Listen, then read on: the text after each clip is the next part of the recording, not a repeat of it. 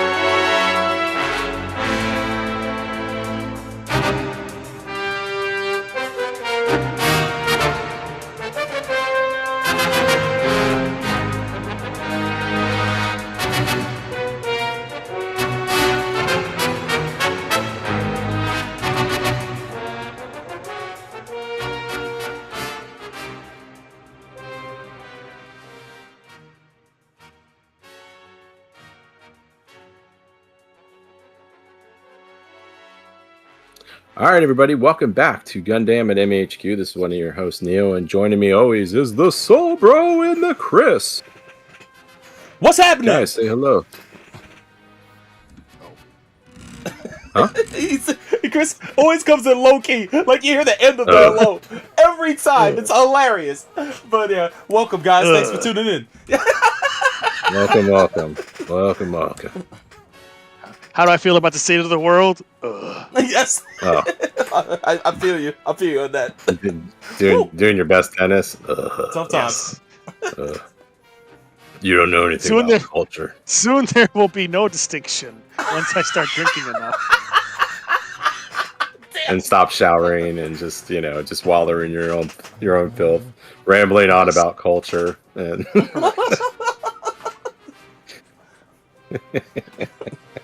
Good times. Oh man. Good. Well, are they? Are they? Yeah. We're trying. We're hoping. I guess we're just telling ourselves that. But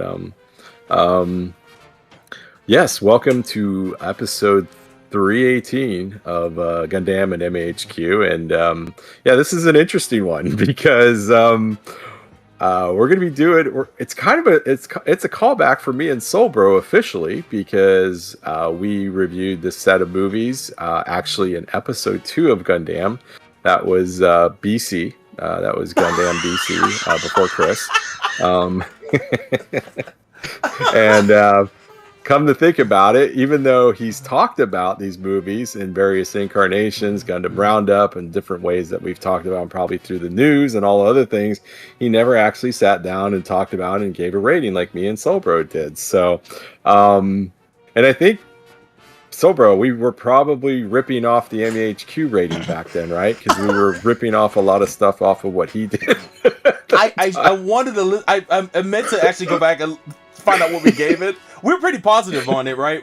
I remember, and dabbling. I think we were, yeah. We're pretty positive on it because it was new, and it was nice to see Zeta have a new fresh coat of paint. But I don't remember what we rated it, but I think we did bum off of Chris's system. So yeah, if anything, it's just its feel uniform, even though we weren't officially with the site at the time.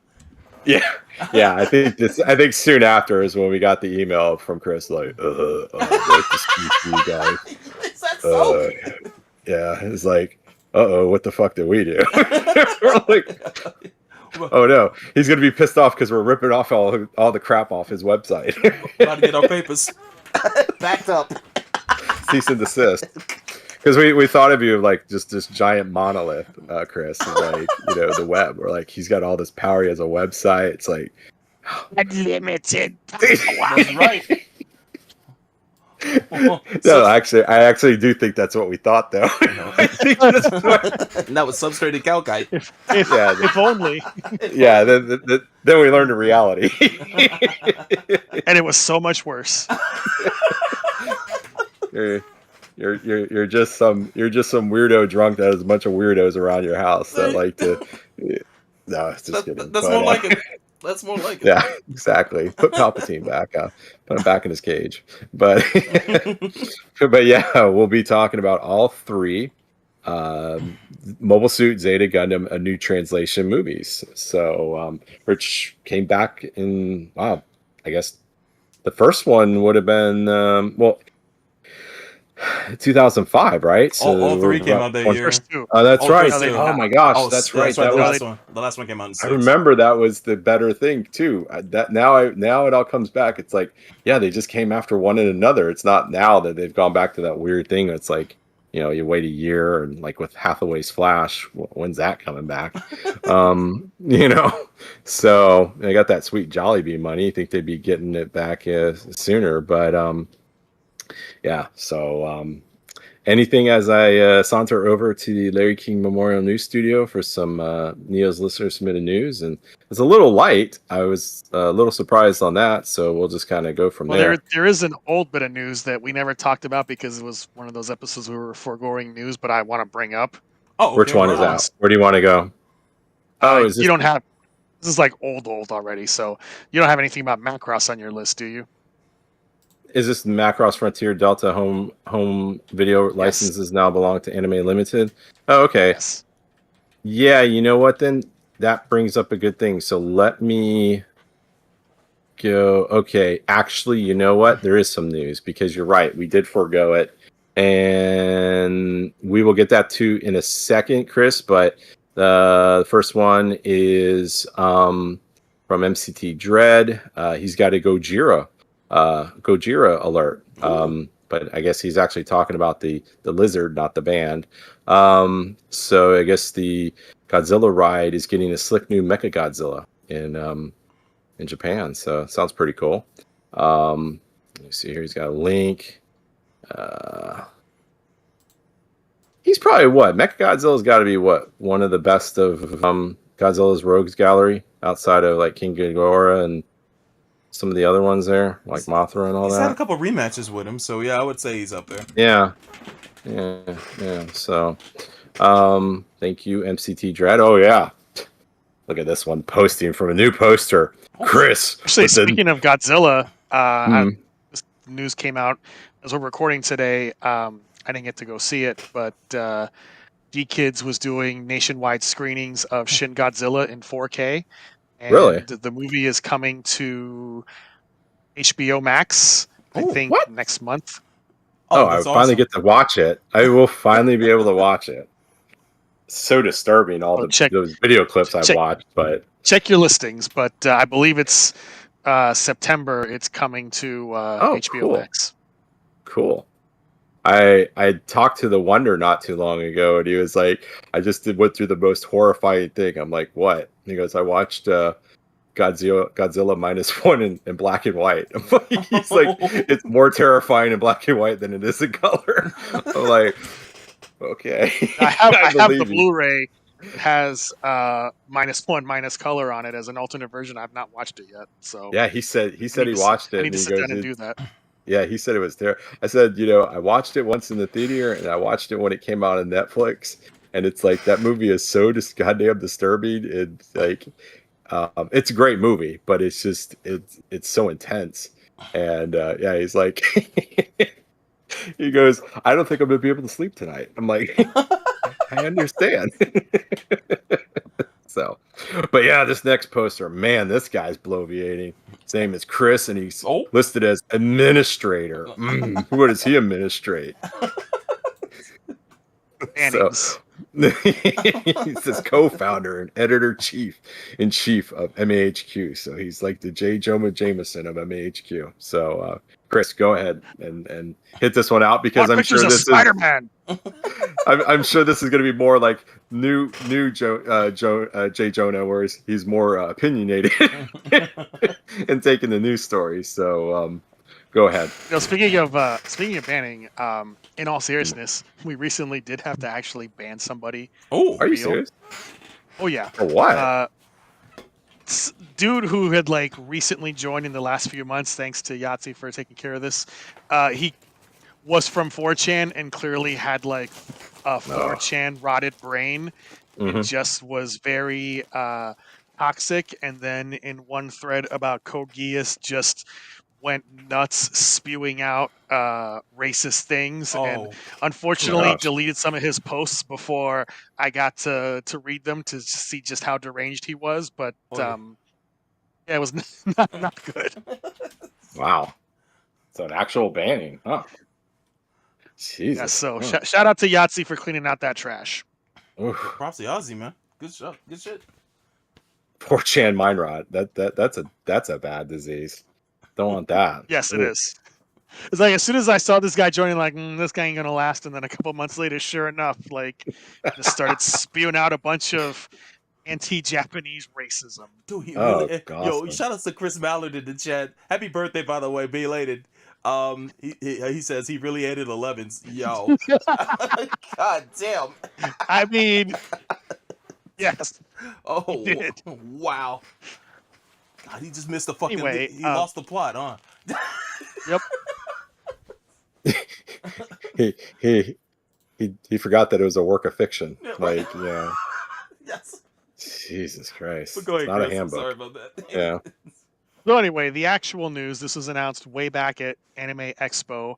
The story on ANN Macross Frontier manga to be published by Udon in English, which really buries the lead on the more important news, and even stranger coming from the fact that it's written by Egan Liu, who is a big name in the Macross community as the founder of the Macross Compendium. So, it's really odd that he chose to frame the news this way. So on the one hand, yes, to me, there's the more minor news that the Macross Frontier manga adaptation that came out when the show was airing, oddly is being released next year by Udon Entertainment. So that was totally unexpected. Yeah, that's way expected. It's a nearly 20-year-old manga at this point. Oof.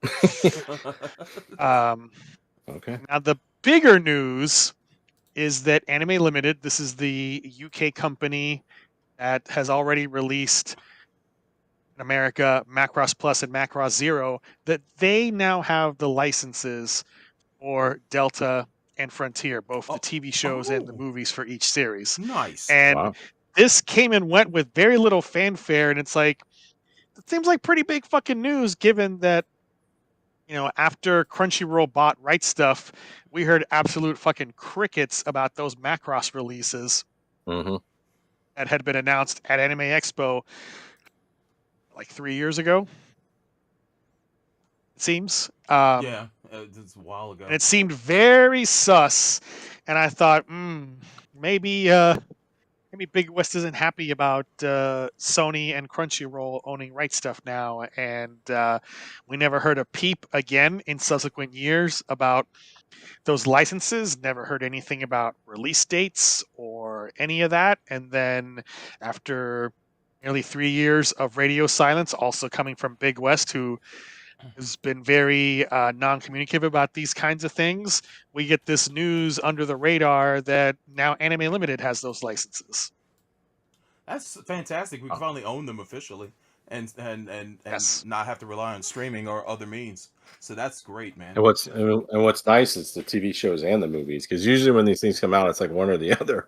So it's nice that it's both. Yes. The thing that's worth noting also, though, is that no word yet about Macross 7, which was also licensed by Right Stuff. We have not heard anything on Anime Limited picking that up, but it seems likely that they did. It also says here you could check out the first episodes of all these series from Big West on YouTube if you want to get a little sample, or of course if you have Disney Plus with Hulu, you can watch all of those shows on there. Mm-hmm. Absolutely. So is it going to be with Hulu anymore? Well, now they're going to be merging the two together next year for real. Yeah, thank God, actually. But for now, you need to have a Hulu subscription if you want to watch the Macross stuff.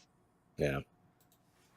So I'm glad that we can finally get some news on this, and I need to clear some space on my shelves for that. And of course, the Kickstarter of Macross II that I backed. I've been waiting for that to come out. So we finally get to eat good as Macross fans after years of starvation. I'll tell you what, Mm.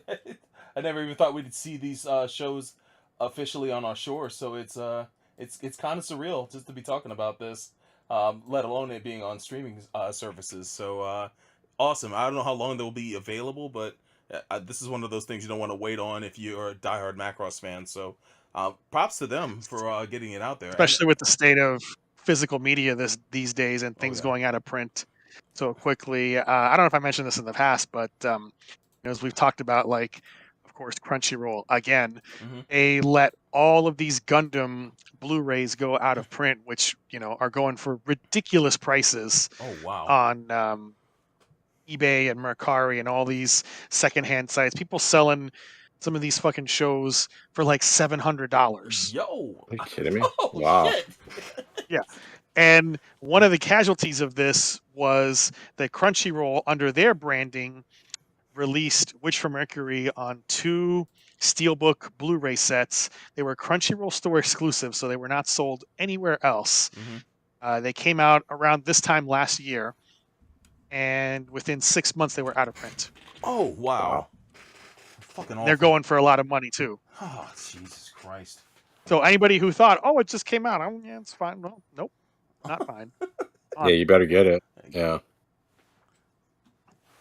I Damn. still am cursing the fact that I own every single domestically released Gundam Blu-ray. Yes, even age. Whoa. The one thing I don't have is Bill Divers Re-Rise.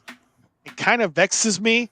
Yeah. I have Bill Divers and was Ooh. able to easily find that, Oops. and the Re-Rise, which is actually good and that I Yes. do enjoy, is the one I don't have. Yo, Freddy curse your It house. just, and you know what? It must have been an incredibly small print run Yeah. because I Yeah. can't even find any scalpers selling that series. Yo. Really? Still see people selling OG Bill Divers, but nobody No is selling Re-Rise, huh? Re-Rise anywhere. Man. Wow. It's not happening. They print like 10,000 copies? I mean, Probably less than 2,000, I would say. ugh. Wow. Very small run, it seems, because there's just nothing in circulation out there. Man, I never. And it's the one that's good, too. That's the Yeah. funny thing. It's the one that's good, like, Yeah. I'm mad. I never got Zeta on Blu-ray. I own original Mobile Suit on Blu-ray and DVD. I actually have all the volumes of Mobile Suit Gundam on Blu-ray plus the box. I was actually looking to see how much it might be worth online, but it was really hard to search for Mobile Suit Gundam and not pull up everything but the original series on eBay just to see what it was going for. But if anything, yeah, I don't know, man. That's a sad state. I do know that Gundam is enough of a evergreen property that we'll see these come back out on Blu-ray somehow. But maybe someone will renew the license and get it when maybe not, because You don't think so? a lot of these I think it's companies are streaming. Yeah. I think it's streaming now. intent on killing physical media. Like, they just that's a don't good want to point. invest money in that, because here's the thing, Mhm. and I probably had this rant before about physical media. Hollywood as a whole, even though they've made billions and billions and billions Yeah. from the home video industry, from VHS onward, Mhm. they hate home video. They've hated since the They beginning. do Right. not. They Yep. do not like the idea of us owning copies of movies that we pay for once Yeah. And can watch. can do with as we please forever, whether it's watching them, Couldn't- lending them to copying them. people, or selling them. Yep. Back in the day, there were hearings in Congress, Yep. and the then president of the MPAA Yep. compared VHS to the Boston Strangler. He did. But Yeah. do you know who actually saved home video for us though? The one person that spoke on the at the Capitol that managed to convince them to do that. At least he was like the prevailing voice. And either you know, I don't remember. Fred I don't know. Rogers, Mr. Rogers himself. He got called onto the Capitol to speak on that, and he had mentioned that the fact that recording shows allowed families to actually center their lives around events and things to do together. That taping a show meant that you didn't have to be home to watch it; and you can watch it on your own time. So he had and he's done this before. He went to the Capitol in like 1968, 69 to help secure funding for PBS, and you should see his speech online. It's incredible. He talks about how much PBS mattered to people who didn't have much else, and it educated kids and all that stuff, and just the way he was such an eloquent speaker that he managed to do that then, and then he did that for the VHS industry. An inside joke is that he helped to save the porn industry too, because once the government allowed for VHSs or VCRs to be in people's homes and people to tape shows, the porn industry, which was in a downward spiral, bounced back because the home video market opened up for them. So yeah, it's kind of wild that he helped with that, even though he didn't intend to. So, but yeah, Fred Rogers. Yeah, the point is, yeah, these companies don't want us owning anything, which is why video game companies are pushing digital so hard. That's why the PS5 has a digital only version. That's why the Xbox Series S is digital only. Nintendo as well with their online services for the Switch and whatnot. And some of those games I don't think you can buy. And it's wild. Well, the worst is when they take them off like your Game Pass or your PSN that you have, and you're playing it for a while, and then all of a sudden you want to go back to play it. You haven't played it in a while. It's like, oh yeah, this is no longer on Xbox Game Pass or something like that, and you're just stuck. You're kind of stuck with it. But yeah, that's their whole thing because they want to sell streaming. I mean, look what's happening now with like. They're going to be doing that new thing with ESPN and WWE and all. $30 for. I mean, come on! They're just they keep repackaging shit is what they're doing and keep selling it because they do not want the physical media out there. I mean, in the music industry's already done that. So I mean, software as a service is the shitified hell we live in. I mean, just look at you used to be able to just buy a version of Microsoft Office and you use it for like 5 or 10 years, or you buy Photoshop and now you got to subscribe to Microsoft 365 and Adobe Creative Cloud and just pay them forever. Yep. So it pretty much stops working once that license is up too. You got to renew. At least when you would have it on the machine locally, you could get away with it, and maybe it would start getting a little buggy, but it would still work because it wasn't getting supported. But now it's like it just completely shuts down. So thanks. I hate it. Mm-hmm. So all that to say, bro, I don't think it's a guarantee that we will see all of these Gundam shows again on Blu-ray. I think it's likely that all of the more obscure ones, say like Build Divers, will be left aside, and somebody will just put out more popular ones like Wing, Seed, OG, Zeta, 00, etc. Yeah, man. Yeah, I would venture to say in about 5 years, you'll probably have little to none physical media of anything really at this point. I mean, there's no incentive for them, and they have us trained where, especially like with games, you're still pretty much paying these games full price for something that you're getting as a digital download. You're not even getting the physical media. So it's like that's the reality of it. I mean, that's the reality. So yeah, pick them up while you can. Oh, man. Speaking of this, this guy Chris comes back with a robot apocalypse warning. Talking about Rizbot walking around with a cowboy hat and chain, complimenting their outfits in Generation Alpha slang. Why is this disturbing? It's like that is an interesting. Oh my gosh, look at him. In training. He's in training. Oh, interesting. G, that sleeveless plaid shirt is straight banging. Stop. Oh my god. What city is this in? Austin. Look, first he's slinging insults, and then he's slinging bullets. No. Oh my god. Oh no, he might get tariffed. He was developed by a Chinese tech company, so he's probably tariffed. Oh, he's got 90 days, I think. We're safe. Are his insults tariffed? Do I have to pay the tariff on his insults? Oh my gosh, that is hilarious. It says Yeah. here, my homie, that You know. beard is cold and that mustache is hard. You look clean, nephew. Please stop.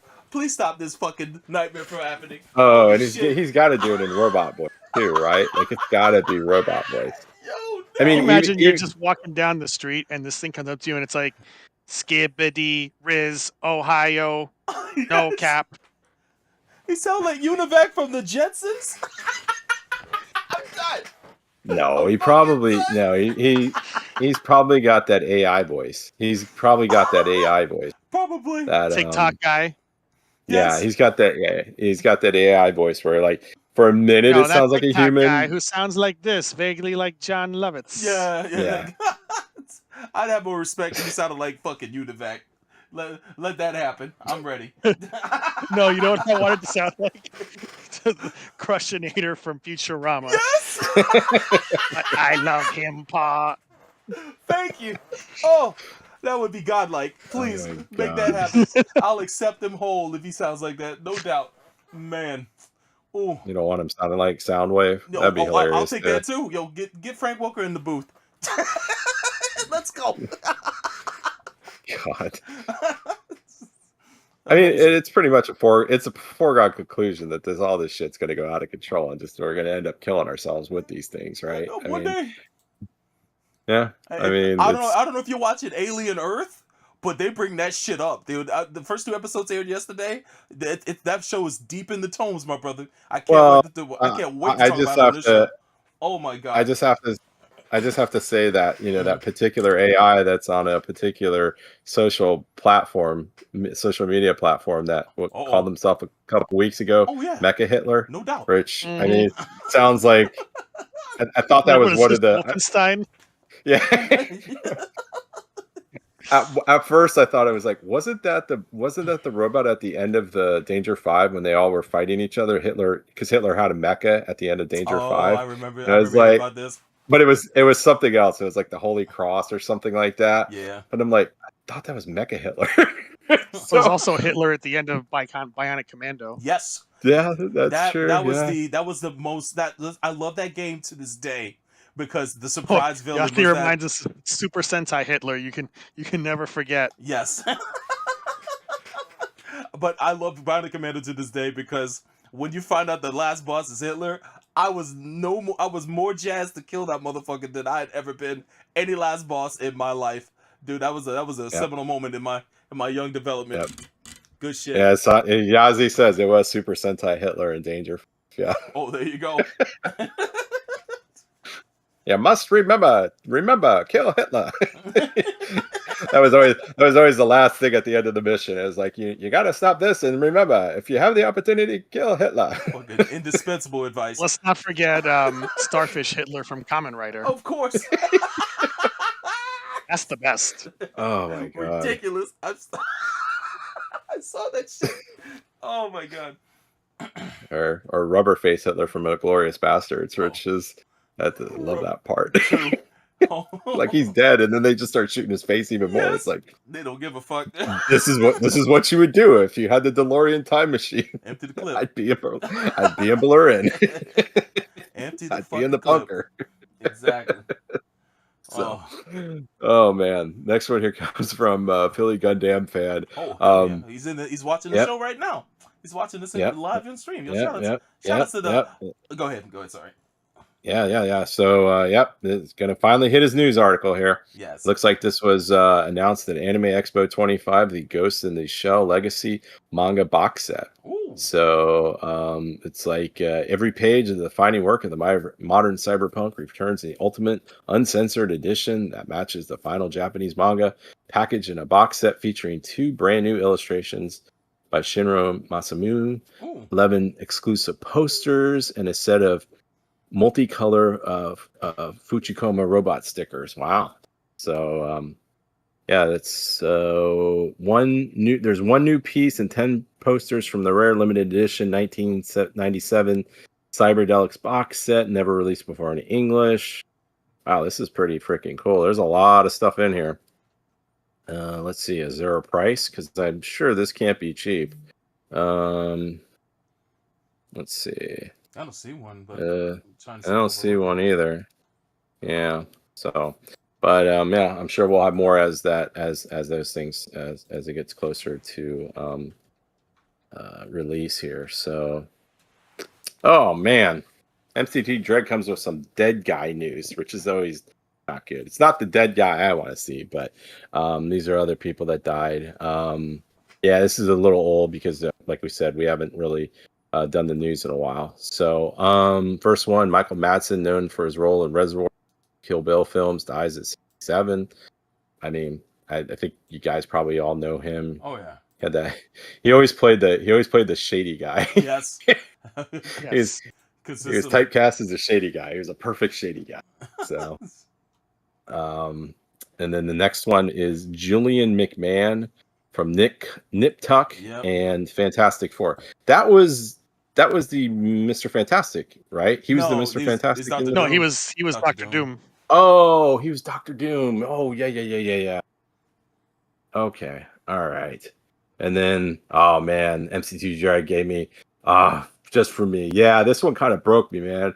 I was at work and I was looking through the internet. I was like, man, Ozzy died? Like, shit. I mean, it was inevitable because you saw in his final concert. I mean, the guy couldn't even stand, but I mean, still, what a freaking life. And then, of course, immediately going home, I had to go to Ozzy's Serious driving home. And it was just like, you're like, damn, he really was really good. He was great, man. So, he was great. Yeah. I mean, and goes from the Prince of Darkness, somebody that was like scared the hell out of Republicans in the 1980s and 90s, to the bumbling dad in the Osbournes show. He didn't know how to turn on his TV. He was always bitching that the dogs were shitting everywhere. Yelling at Jack. Yelling for Sharon. So, I mean, what more can you say? I mean, Jesus Christ. I mean, this was really sad, and I'm glad it overshadowed that piece of shit Hulk Hogan that he died too. So that's what it was. Because I think Hogan died first, and then Ozzy died after. I was like, thank God. My favorite thing that happened that week is when people were talking about Hogan, and on any video that was talking about Hogan, people just wrote R.I.P. Ozzy Osbourne. Yep. Because I will say this, and people need to understand this. I will not dispute Hulk Hogan's influence and what he did for professional wrestling specifically. But it's like I've heard people say before is, Hogan made wrestling popular. Stone Cold made WWE go public. So it's, I mean, you can recognize the impact that a character named Hulk Hogan had, and also recognize that Terry Bollea was a racist, abusive piece of shit. Yeah, I was racist, misogynist, and a union buster. I was telling people that it's kind of like what my relationship to Bill Cosby is, where the Cosby Show was such an influential show when it came to the depiction of black people. But on the other hand, I can clearly acknowledge how much a creep Bill Cosby is and how despicable he is as a person. But I'm not going to hold that against the rest of the cast or the people involved. Speaking of which, even though there were no stories turned in about it, R.I.P. Theo. Theo. Why does Theo have to die and Bill still lives? For those who are not aware, he died way too young. That's why there is no God. Yeah. Because guy like Malcolm Jamal Warner lives, and a piece of shit like Bill Cosby still breathing. Theo dies and still breathing. Yeah, I mean, but we got one because of Hogan, and he was a horrible piece of shit.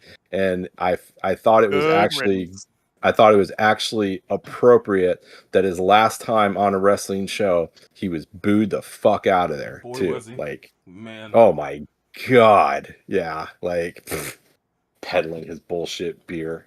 You freaking trying to rip off Stone Cold. I mean, it's just a complete Stone Cold broken skull rip off. Pretty much. So fuck Hulk Hogan.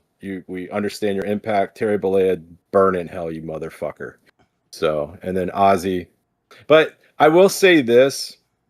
I don't know if you guys have seen these things. This is the stuff. This is the one thing that the internet needs to stop, and AI definitely needs to stop. This might be one of the things I really hate AI about now. What's up?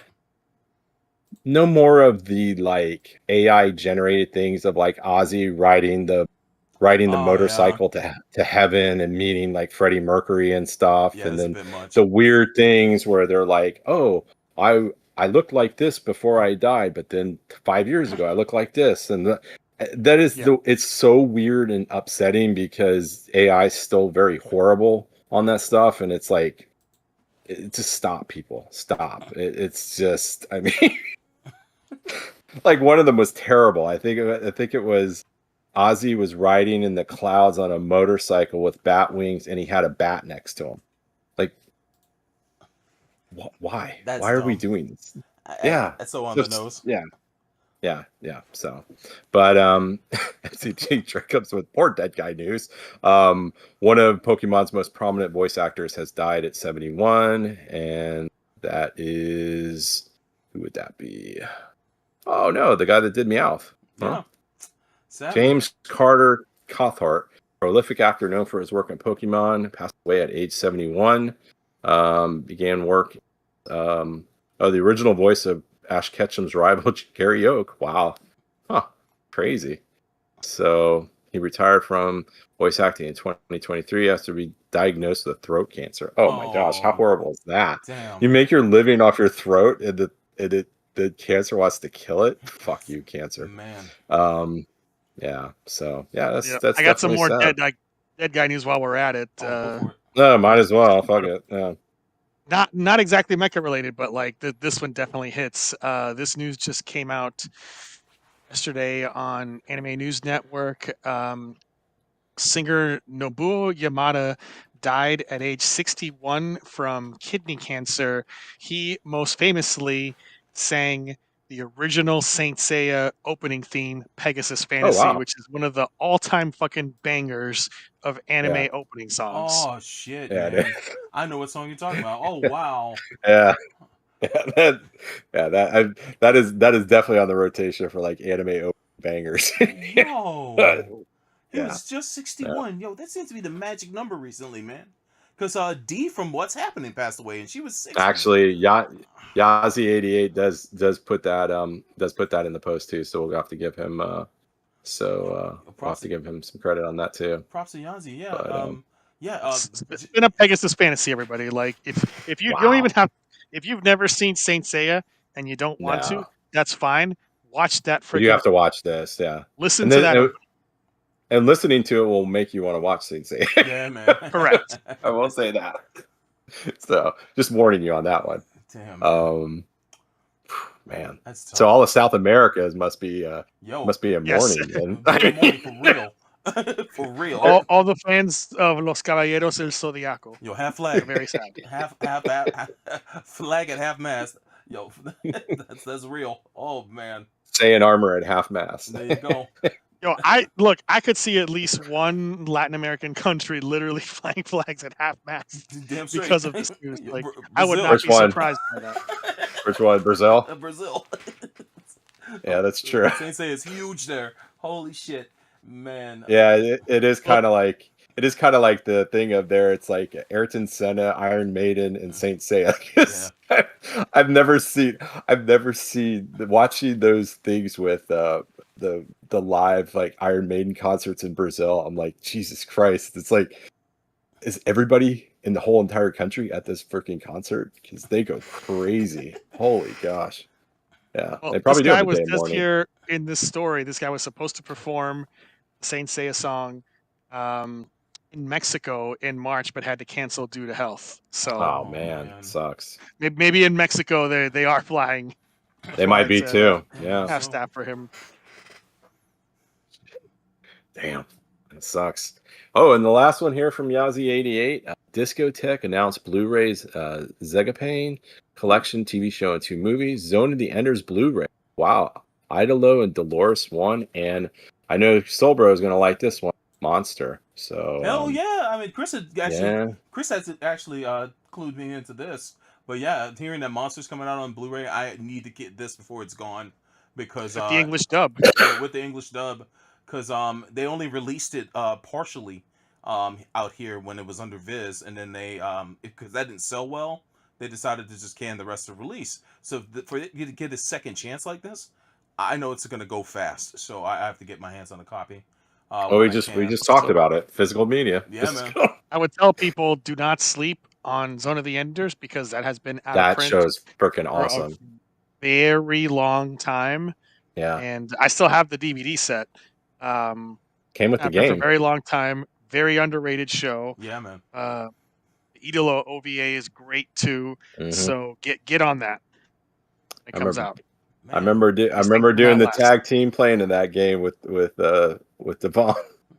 And then we watched the animes. Oh, the freaking game! The first Zone of the Enders game is great. The second one's not too bad, but the first one's really great. This Mega Man re-release is off the hook. I hate this show, but this cover is so amazing. And Discotheque, they love their shitty Capcom American cartoons. Brother, that's amazing because they did Darkstalkers, right? Oh, God. And they've done Street Fighter. Street Fighter. Yeah, man. Oof. But I would say Mega Man was the best of them, and it looked the best too. And this cover is godlike. I can't even fuck with this. This is pretty dope. So, props to Discotheque. Frankly, they're actually in my backyard. And Golden Boy's getting re-released. Oh my God, that's awesome. I don't know. Castle of Castellesto. Yeah. Oh my God, Lupin. Probably one of the best movies of Lupin. Holy shit! It sure is. I think that Golden cartoon Boy? Mega Man looks goofy as fuck. He does. I never liked him. He's too. Dude. Like the only episode that I could stomach was when they did the crossover episode where he meets X. Yes, that was dope as hell. I'll even admit that. I watched every episode when it was on syndication, but I wasn't completely feeling not a fan. it. Yeah, I dig the box art looking like classic Capcom style on the NES with the purple border and all that stuff, but like, not my thing. Do not like it. Props to Sergeant Frog getting picked up. That's so cool. You can keep it with the Sukadoji, man. That shit fucking that scarred me for life. But Shin-Chan, Zone of the Enders, Zega Pain even. That's pretty cool. The Digimon movies, Monster. Oh, is this what is this? Aim for the Ace. Nice. And yet, Discotheque completely ignored once again my Sunrise wish list that they don't know exists. So I'm very mad at them about that. We need to get their representative as a guest on the show and talk to them about their process of licensing anime. It actually will make for a good conversation. Maybe I'll reach out to them because they're right here in Central Florida. So maybe I can reach out to them, see if we can get them on the show and talk to them about their process and see if Chris can actually pitch them on some of his favorite animes getting picked up, because that would be super cool. I want to re-release Master Keaton, but that's because apparently that's their buying strategy. Their release strategy is it's stuff we like.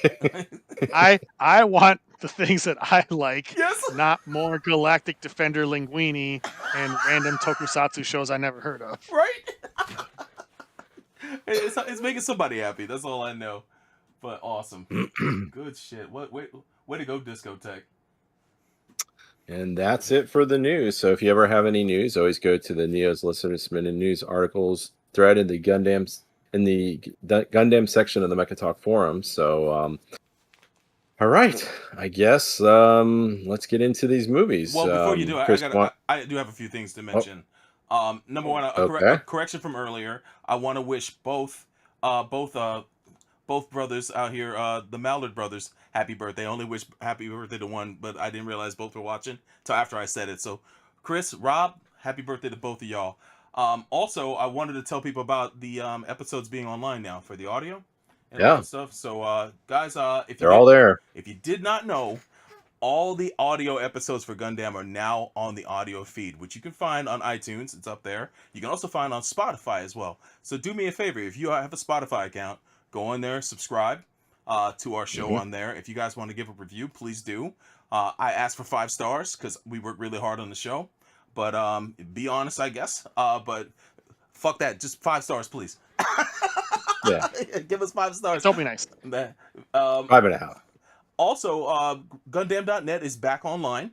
So if you guys all want to find our audio podcast, you can now go to Gundam.net. Matter of fact, I'll pull it up here on the stream. This is what it looks like now. All our episodes are up there. You can find a link to the YouTube archive on the post, or you can grab the audio file from there. The picture will take you right to the YouTube stream. If you missed it, that's all there.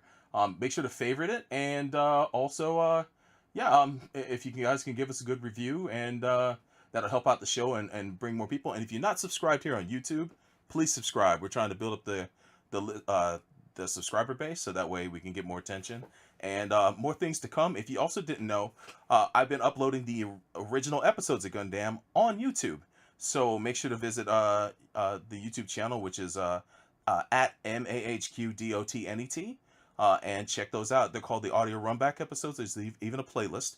You can listen to the episodes from right now, from episodes 1 to 18 are all up. I also want to give Dale a shout out, and Chris, you might want to talk about this as well. But Dale recently went to Otakon 2025 and recorded a panel, which was featuring Taishi Murata, and that's right now on the YouTube channel as well, if you guys want to check that out. So, Chris, did you have anything you wanted to say about that, or anything you wanted to mention before we get into this? Well, Dale's been traveling all summer, going around the world. He's been in Comic-Con? been in Japan. He's been in Cali. He was at Comic-Con. Telling me about Kevin Smith's jokes in the Tron panel that did not go well. Oh shit! Oh, really? Oh shit! which I actually had already heard Kevin Smith talk about on Hollywood Babylon. But long story short, he gets asked to host a lot of panels at Comic-Con. He was hosting a Tron Ares panel, and he made a Morbid Time reference and said that Jared Leto shot him a look of death. Oh shit! Wow. Oh, damn! Oh man! And he says, I thought the moratorium was over for that by now. Oh, that's wild. That's hilarious. But yeah. Oh my But god. the answer is apparently not, because Jared Leto is a piece of shit. Yeah, he's pretty bad. The things they've been. And I wish he finding wasn't out in about this him. movie. I wish he wasn't either. So he actually thinks that's a good movie. But I mean, if you're gonna, that's one of those movies. Even, if you're an actor, there's got to come a point where like you in a bad movie, you got to say, okay, it was bad. I am sure he recognized it was a bad movie, but he also strikes me as someone who's so self-serious that he doesn't like being made fun of for being in a bad movie. Yeah, exactly. Right. It wasn't because of me. It was just bad because of other things, or people didn't understand it. Yeah. No. Yeah. Oh my gosh. So, that's hilarious. One last thing. I actually watched like 2 minutes of it. I saw it come on TV, and I'm like, "Ooh, is it really this bad?" Is like 2 minutes in. I think he just turned into Morpheus or something, or Morbius, and I'm like, "Oh, okay, I can see why people hated this movie." Maybe it would have been a better movie if he turned it into was Morpheus. Morpheus. It would have been better if he became Morpheus. And then Lawrence Fishburne comes in. He's like, "What's up, guys? Yes. I'm here to rescue this movie." Thank God. Yeah, exactly. I'm here to help the investors break even. So what you're saying, Neo, is it was definitely not Morbid Time for you. Nope. No, it's one of those ones where there's got to be times when you guys go into something. It's like even with streaming, sometimes you'll sit there, you'll watch it, and you're about 10 minutes in, and I hate to do it because sometimes not everything starts off well that ends up becoming really good. Even like Breaking Bad and things like that. Some of those first like couple episodes, a little rough. They're trying to feel everything out, but there are some times where you're just watching it and you're like, I know this is going to be bad. Like, I can't. I hate to do this. I should at least give it to the end, but I'm like, no, this is going to be bad. Like, this is going to be real bad. Like, this is how bad Morbius is. I hear a sad story about Morbius. No, but you want to know how bad it was? I actually sat down and watched the Madam Web movie in its entirety. Ooh. Ooh. So that's how bad it is. Yeah, and that's a bad movie. Man, that's a real bad movie. But it wasn't as bad. Like Morbius just seems so hokey. Like I'm like, are we sure this isn't like somebody's like high school like project? Oh man. So, but what were you gonna say, Chris? So, heard this story that Matt Smith had called up Karen Gillan and said, "Hey, I've been offered a Marvel thing. Should I do it?" And she told them, "Yeah, sure. Marvel's great." Unfortunately, he did not tell her Which thing? that it was Sony Marvel Oh and my. not proper Marvel, Marvel. like she's familiar with. Yeah, man. So, whoops. Which even that now is kind of a crapshoot, you know. So Yeah.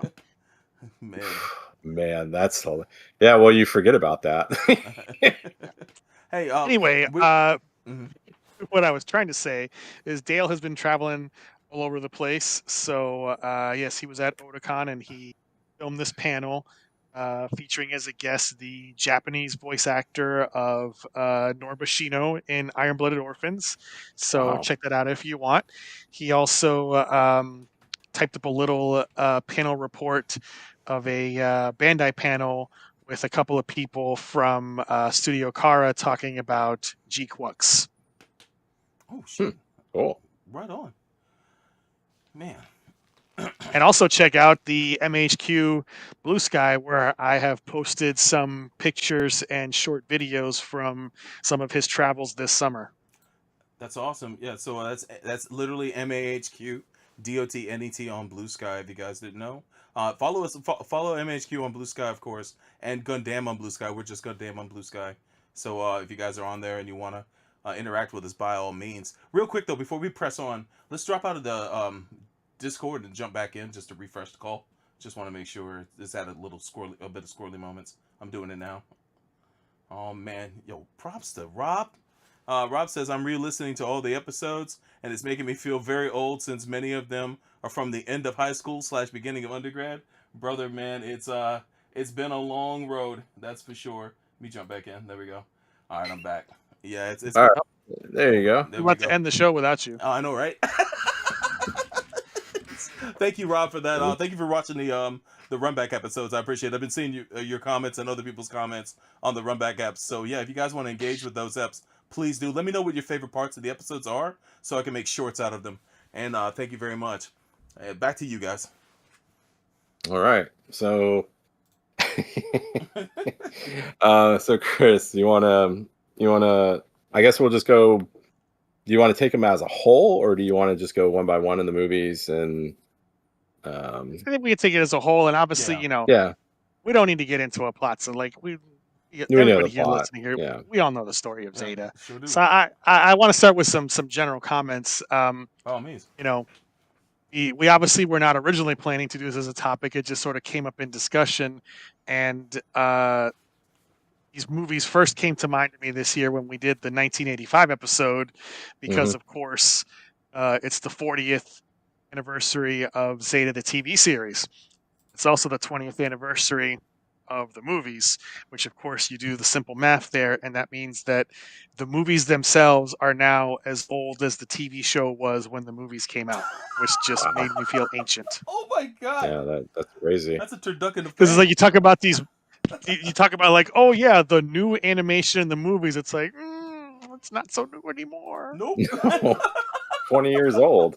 Holy crap! 20 years old. So, that definitely weighs my soul down like gravity. Yeah. It does. It does. It's tough, but yeah, we're still kicking though. Another note going into it is that obviously a lot of people make comparisons to the MSG movie trilogy because of course Tomino came in and slimmed those down the storyline and a lot of new animation, but obviously the new animation in the MSG movies looks much closer to the TV series. So, it's not always as easy to tell what's new, but sometimes it's shockingly obvious.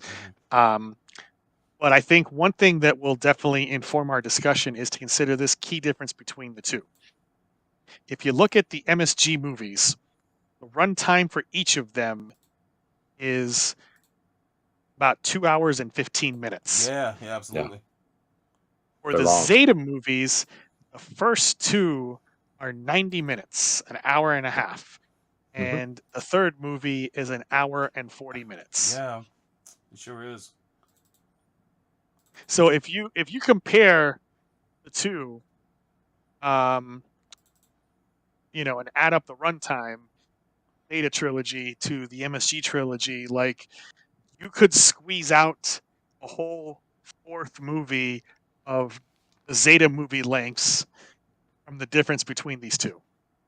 Oh yeah, and it's crazy So- too because you have the Gundam movies are longer on a shorter series by 7 episodes, where Zay got the whole 50 50 episode run, and each one of the compilation movies is shorter. And then, like you said, if you put the run times together, you can still squeeze out a fourth movie.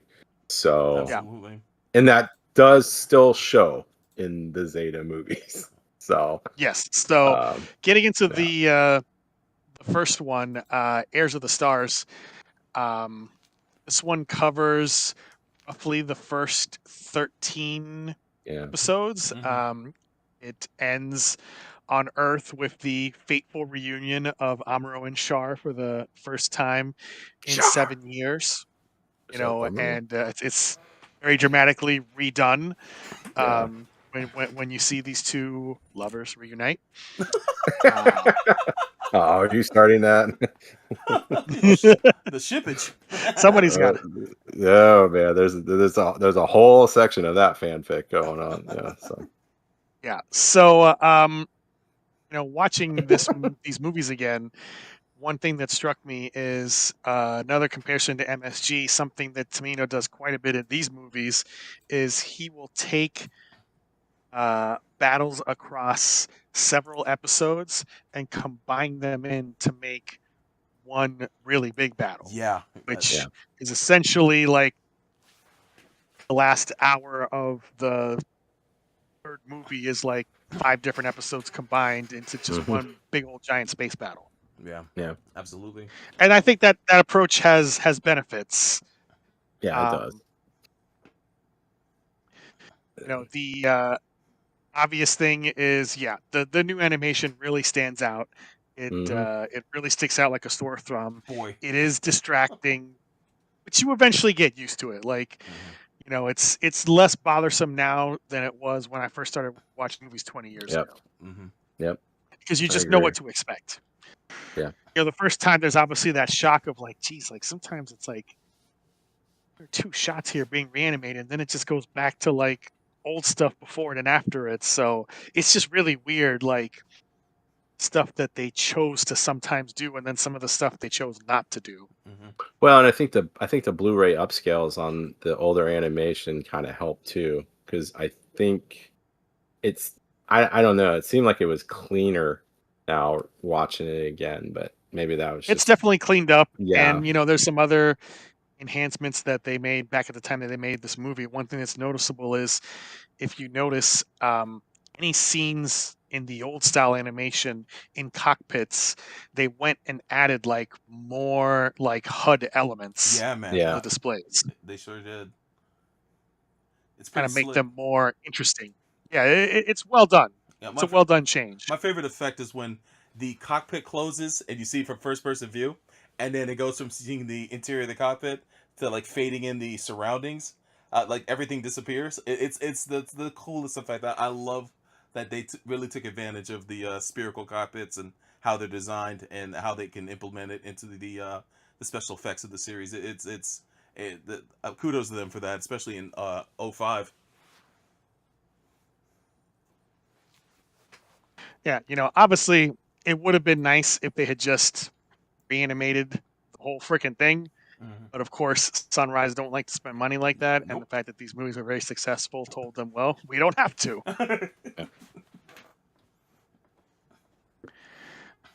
Overall, I think it's a solid movie. It does slim down some things. It does make some changes.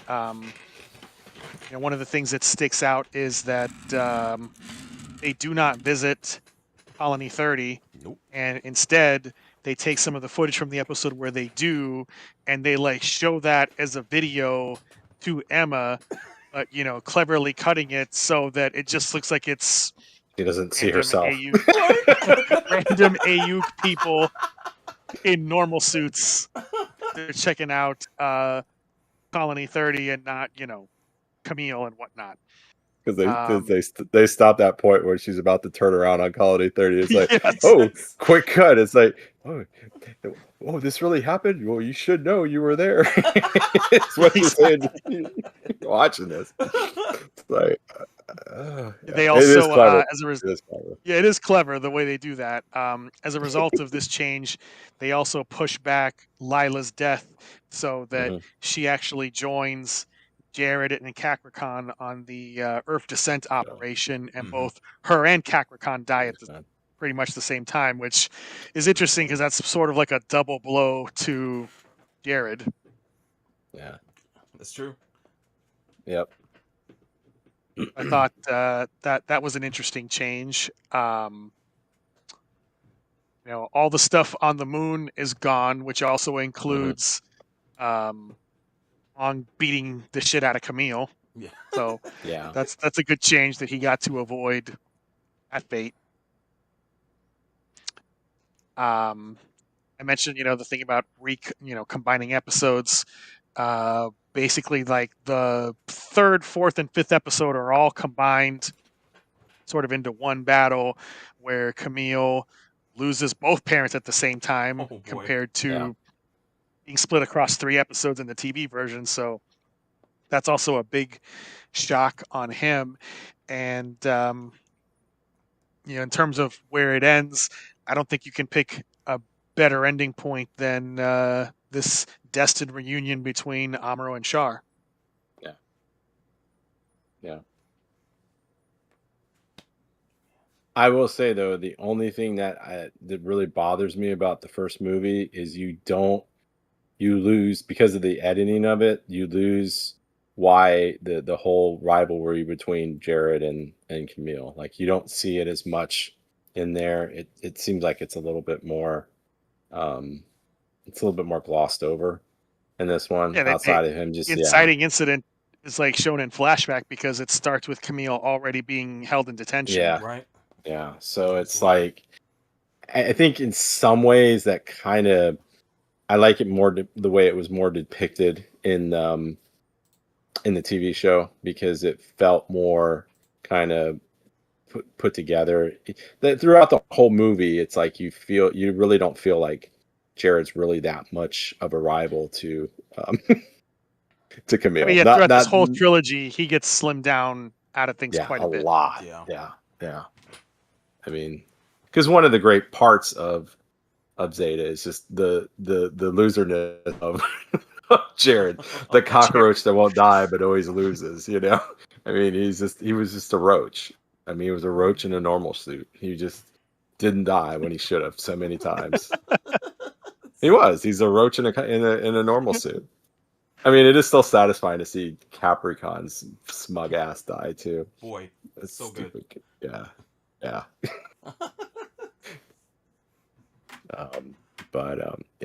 Great part to that. Like you said, it is a good point to stop to go to movie too. So, all right. So, bro, anything on movie 1? I thought we were just gonna talk about him as a whole. Okay. Yeah.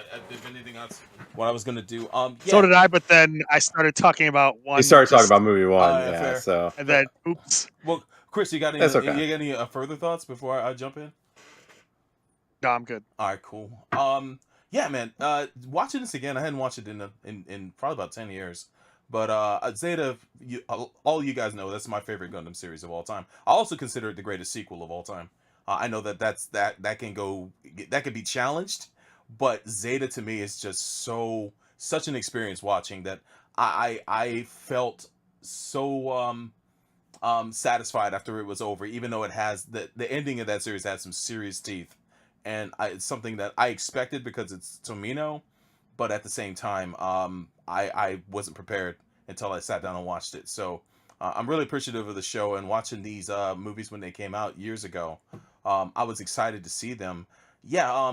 Looking at the movies, the back in the day, the the remastered scenes or the new scenes they added, definitely they stand out, especially in lower definition. I think in high definition, I got to give the people credit, the cats that worked on this, because they had to crop a lot of the TV footage into cinematic aspect ratio. It's a 16:9, I believe, or maybe even smaller. Mhm. But they had to crop it, and they did a great job. I didn't feel like I was missing information on the screen the way they did it. So props to them. They did a fantastic job getting the old footage to match when it came to how it was shaped up on the screen. But the new scenes work too for me.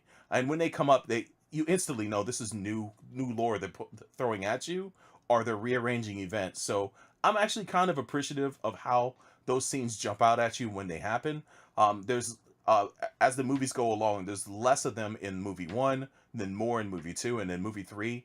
I don't know what the percentage is, but I would say maybe it's about 40% new stuff in the third movie. I could be off by maybe 5%, but I appreciated how they remixed the events, especially those battles where they combined a lot of things. One thing that stands out to me is when Opoly died. And then when the next segment of the fight came up, Kotz died almost, I wouldn't say almost immediately, but it was a lot sooner than I expected, because I recall Kotz dying in the show, I think in episode 49 or maybe even 50, like way near the end, where he ran into that rock. And then we're about 2/3 through. It's still satisfying. Yeah, it is, right? Never gets old. We're 2/3 through the third movie, and he's already aced. I'm like, damn, I didn't expect Kotz to die. Forgive me for not noticing this, but Roberto, of course, is in the first movie, and I don't think we see him die at all, right? He dies off scene, I think. Off screen, right? Yeah, because I don't think or off screen. Yeah. Yeah, they didn't really build up the launch sequence like they did in the original series, right? But also, forgive me if I missed this, but Jamaican, we didn't see him get killed. Oh, he dies in the airport. Yazzie says he dies in the airport. Oh, does but he? Man. But the problem is that it's kind of the problem, like I said, with Jared, the rivalry between Jared and Camille is kind of lost because of the way they condense it. Like Roberto and Opoly are kind of, their parts, especially in the first half here, is the senpai. It's kind of like, it's kind of gone. It's not really there. Yeah, so they're just kind of background players. Yeah, they're more diminished in this. Yeah. I will say though, I feel differently about Jared in this, and it's his relationship to Camille and how they affect one another. I think it's more amplified in these movies because the story's so streamlined that you can see how they've affected each other, the people that they've killed in battle, right? So like you see when her name the green-haired girl Moran, when she dies, when Lila Mila Mauer when she dies, when Lila dies. Who the hell is Moran? Sorry. I said Baran because I'm looking at Yazzie in the chat. He said the Ashimar guy kills Roberto. That's Baran, right? Yeah, that is Baran. Baran Blutarch. Yeah, absolutely. That's his name. The guy in the donut. Which that looks good. That looks good in the new animation. That shit looks. I always amazing. did like that. I always liked that goofy ass mobile suit. It's so out of place. I mean, there's so many mobile suits out of place. Yeah. And they look like they've just come from Bison Well. Yeah, right. But that one, game. that one looks like a transformer. Yeah. Or L game. Yeah. I mean, that one I always liked, even though it doesn't really make any sense. Yeah. So it's really slick. But yeah, just the people they kill a lot when Lila dies, when Kakrakan dies. And then going to Camille, where like certain people, his parents, and then other characters that Jared offs as well during battle. It just makes their tension build up between them. But you can clearly see Jared is failing upwards with every appearance, and it makes me mad that he got as far as he did. I can't agree with you, Sobro, about like how the movies like increase tension between Camille and Jared, because one of the things that gets cut later, or rather changed, is the fact that Jared doesn't kill 4. That's a huge fucking deal. Fair point. Yeah, that's true. If they just kill off 4 on Earth when she helps Camille get off the planet, which is she gets shot in the head by that dude, the dude that's the captain of that ship. Yeah, Ben Yeah, Real. Woodard. Yeah. You know, one of the scenes that got me though about Woodard is when all the Titans got the fuck off the ship, but the Federation dudes stayed with him. That was cool as fuck. And I don't remember if that was in the show, but when he was going It on the was. suicide mission, it was. Yeah. But that was super cool that happened because They're a bunch of chumps. they're idiots, but yeah, they Yeah. weren't loyal to him.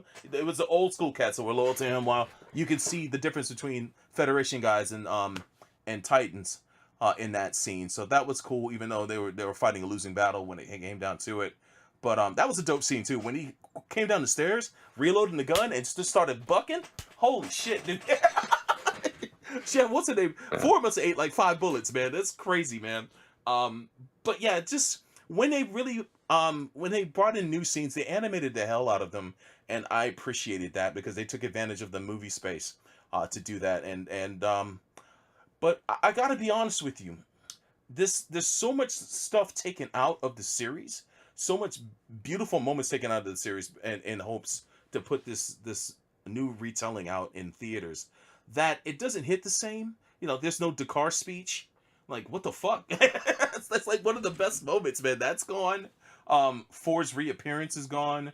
Rosamia's reappearance is gone. Like a lot of But I formative think moments. I think you have to. I think this is where it gets tough comparing it to Mobile Suit Gundam. Yeah. Because Mobile Suit Gundam was a compilation. Yeah. This is a new translation. This is Happy Tamino on his meds 20 years Yeah, later. That's I fair. I don't want to be remembered for being Kill 'Em All, Yeah. even though It's not even so he much was. that. It's, you know, I think the biggest issue is the difference in runtimes. Like when you have, you know, 2 That hours too. and 15 minutes to tell a story versus 90 minutes. That's a huge It's a half amount hour. Yeah. of more material Mhm. you have to Mhm. cut out. I'll add to that. Yeah.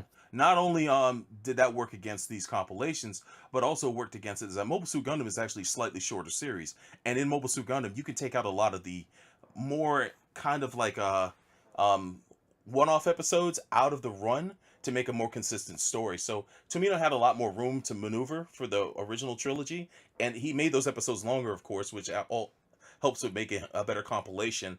But wasn't compelled to use more. Zeta, there's a lot of stuff that's pertinent to the characters because there's a lot of character development in the series, and certain events help to shape the characters. And without them being in this movie, it kind of makes it a shallow experience. Now, if you watch these movies before you see Zeta Gundam, I think that's cool, but definitely do yourself Which a you favor. should not. Yeah, which you should. Hey, you shouldn't do that. You absolutely should not. Like, no, You it's should not. not do that at It's all. not- No. You should never do I that. I could say I could forgive people doing the Gundam movie trilogy Yeah. and then watching the series, but no, I agree with Chris. You should not do that What I was because going to finish this is a new translation. what I was going to finish with is that if you like these movies, definitely do yourself a favor and please sit down and watch the entire 50 episode series. It's not a waste of your time. It's Do that first. Tomino. I would say it's Tomino at his best. To me, he doesn't have to kill them all, and he doesn't really kill off all the characters in Zeta, but a lot do die. But just the stakes in this series alone, is lot of phenomenal. them die. Yeah, but A lot of those people. I mean, you pretty much have every Titan gone Yeah. except for Yazan. fair point. I mean, the he's same amount pretty. of people. Same amount of people die in terms of like major name characters. So like, yeah. it's not any less gloomy in that respect. The Yeah. biggest difference, of course, at the end is Camille's fate. Yes, Yeah, that's the one that's thing the about these difference. movies I will hold up against the show is I do enjoy the ending of this series even more. Even though the ending in the TV show had a lot more teeth to it, and I appreciate that ending, I love the fact that he regains his he manages not to get brain fried at the end, and he also is a better person by the end. And even him and Fa have a rejoiceful moment at the end, which I love to death. I love that scene so much. How got the best of Camille at the end of the series, as opposed to him just constantly just dismissing her and treating her like the girl next door, as opposed to the one consistent person in his life. He started to finally see that, and I like that he treats her a whole lot better in this series. But yeah, man, I enjoy these movies, especially with the added scenes and the clean footage and the new context. But yeah, it doesn't beat the TV show, man. It just doesn't, man. And I've run off at the mouth. I'm gonna throw it back to you guys, but I'm half in, half out with these movies. But if you enjoy Zeta, you can check these movies out as a curiosity, but definitely don't take them as canon. We got a question in the chat I want to bring up from MCT Dread. He says, which characters, for whatever reason, benefited in the new translation compared to the original series? I have two answers for this. Oh, go for it. So, curious what you all think about mine and what yours would be. One, Rekawa. Yeah. I agree. They don't show her meeting Sirocco same way. They make it like a new type weirdness thing. They also cut out some of the a lot of the war crimes that she committed as a Titan. In the later part of the TV series, like the colony gassing and, standing by while Grips is being used. So, it slims down like some of the awful things that she does and just makes her seem more like just a hopelessly broken and deluded person who is, chasing danger and toxic men. Not to the extent that she'll stand by for some war crimes on that. Man, what's your other character? I would say, for very different reasons, Haman. Yes, I was going to say that because they remove a lot of the episodes from the last part of the TV show that she's not in. It compresses a lot of her screen time closer together, which I think has the effect of giving her more presence. Yeah, I agree. That makes sense. And her maneuvering throughout the third movie is something to be applauded because she knows exactly what the fuck she's doing, and she now that we recently saw Cassilia in G-Cux, right, and how she maneuvered, it makes me appreciate Haman more because she seems like almost like a reincarnation of Cassilia in some ways. But how she maneuvered in that movie, the shit with the cyanide earring, phenomenal. She didn't. Oh, that's so dastardly. Dude, that she had the balls. It's such a ball move. Yeah, she had balls the size of the moon to walk up in that room and say, "Bitch, if you shoot me, this shit's gonna go off." and managed to get away alive. I love her so much, man. And I agree with you, Rekawa, too, because if you think about it in this, isn't she was she 18, 19 in this? Like at this point, she's not that old, right? I know she's an adult, but she's a lot younger than Cassilia. Yeah. So the fact that she's like this composed and this calculating is just that it's like all wow. These creepy old. Yes. Yeah. These creepers, man. Pretty much. But yeah, I agree with Chris about Rekawa too. Rekawa has been long maligned, and I've always empathized with her character. There was a great thread on the MAHQ Facebook about her that a lot of us chimed in on, and I chimed in on it. And I felt that I agreed with some of her stances. I don't agree with her fighting against her comrades, but her realizing that she's being used at every turn by every front that she's been aligned with. And keep in mind, for those that don't know, Rekawa has been involved with the fighting since the 1 Year War when she was a rebel, as seen in the Girian's Ambitions games. You'll see that in cutscenes. But she's just like, she's been shaped by war, and she's become a daredevil of sorts. Devil may care in some ways, but also the scene that's most telling, and I believe this was reanimated, is when she and Char kiss, and she demands gets a kiss from him, and they kiss, and she mentions that he didn't even take off his sunglasses when he kissed her, and it's like, damn, that says a lot about Char, but also says a lot about their relationship and how of the moment too it old. is. Yeah, you're right. Compared to Char's stage, yeah, she's too old. Char, she's not too old for a guy like me, but for Char, yeah, man. But Rekawa, she saw the winds of change, and then she went ahead and changed against her people. It sucks that she sided with fascism in the end, but I still have empathy for her character, and watching this movie did a lot to kind of strengthen that. So I agree. She could have walked away. She could have walked away. That's a fair point too. I mean, because like Chris said, in the show, you see, the fact that I could see maybe changing sides, but being complicit in war crimes, but that's a whole other thing. That's a problem. So, actually, for me, It's Fa. Oh I feel that yeah, Fa is actually more she doesn't seem as much of a like a the nag. doting like nag. Yeah, exactly. They cut a lot of that stuff out. So Yeah, I feel that her from the begin with her and Camille's relationships more of, friend, and she's not, like a surrogate mother for him. yeah. And then He's also not competing for his attention. affections as much without Four and Rosamia. Yeah. Yeah. Obviously, Yeah. their screen time gets cut a lot.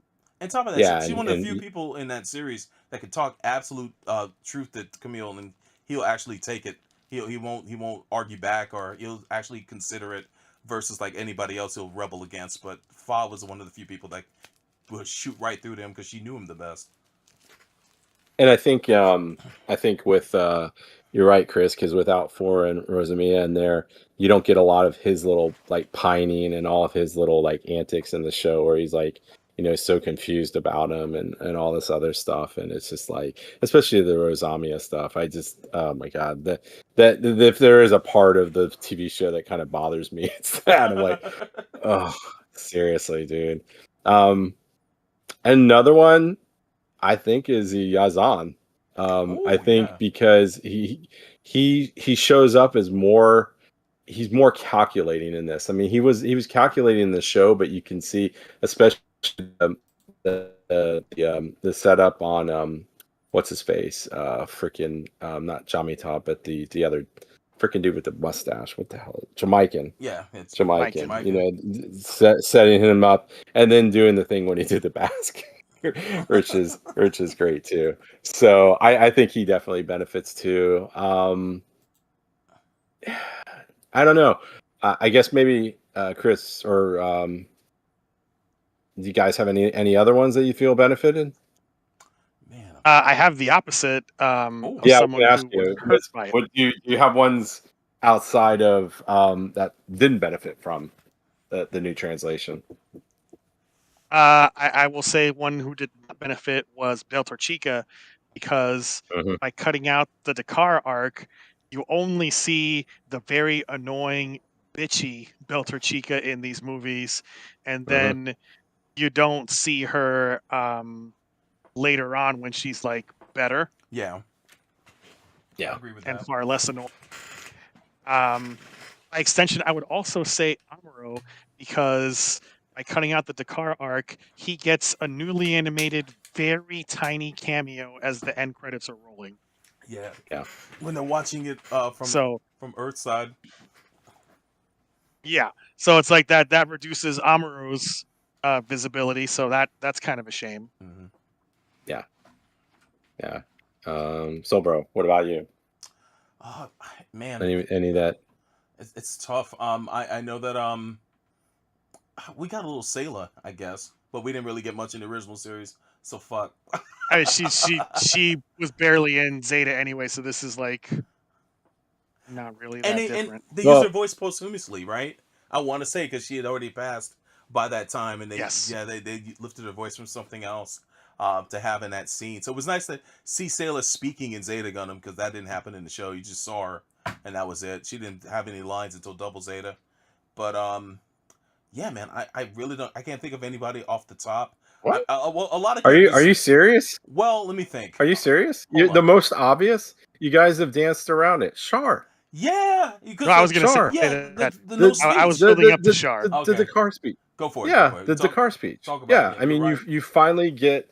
I mean, when you finally have the Dakar speech, you finally feel, he accepts his role as being Xian Daikun's son. You Sure. understand what he's trying to do. You understand his motivation of being Quattro Vagina in this show.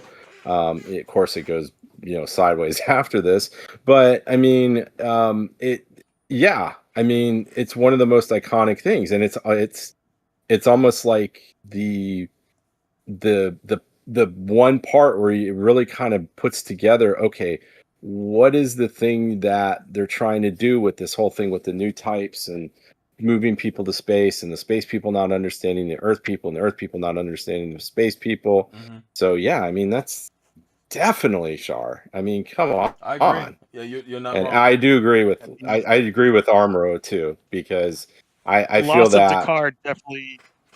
Sorry. Yeah, and I feel that I feel that even some of the stuff where you get more of like, because him kind of complaining about, not wanting to go to space, and the whole thing with the military, they do hit it here, but it seems like it's more condensed, and you don't feel like he's got that prisoner in his own home, Yeah. feeling, that when they first met him. And the other ones, I gotta say, is it's a twofer, but the old white base boys, Kai and Hayato. I feel Yeah. that they're condensed a little bit. I felt that really, their whole view of everything, especially, is he a Char, is he not a Char, and all this other stuff, and of course, Kai being the dashing reporter in the white suit going through the jungle. I mean, what more can you Yeah, we can you missed all ask that, for? right? We So need to see him with this whip. yeah, Man, I'm mad. yeah, What a shame. yeah, yeah. And of course, Jared, I say too. I mean, Yeah. because he just ends up being kind of a guy. Like, I mean, he's the perfect loser villain. He's one of the top tier loser villains. And if you watch the movies, you just don't. You just feel like, oh, he was just cockroach Jared. So, cockroach in a normal suit. So, but any others? Man. Just to add that, cutting out Dakar definitely Yeah, kneecaps Char's arc Mhm. and leaves it incomplete and lacking. he kind of feels kind of just there in the last movie. Yeah. Like, he doesn't. I don't know. I feel that Well, Zakarsky is without just so that, he's important. basically just continuing to just be hiding from who he is and Right. just Yeah. cosplaying as a mobile suit pilot. Yeah. Yeah. It really, and even when they go through the final battle, and they're on the colony laser, and they're going back and forth, it just doesn't have the same bite of, like, the back and the Mexican standoff, like tirade between him, Haman, and Sirocco. So, and in some ways, Sirocco, I think, kind of didn't. He got a little kneecapped in this one. I mean, Yeah, I was gonna they mention. did. They definitely make him feel. They definitely make him seem a lot less creepy. Like, his creep factor is down a notion in the movies, as opposed to in On in the the TV TV He's a show. show.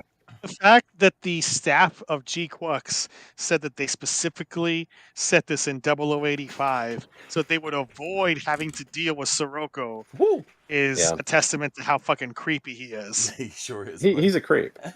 Yeah, I mean, he is. I mean, just his whole.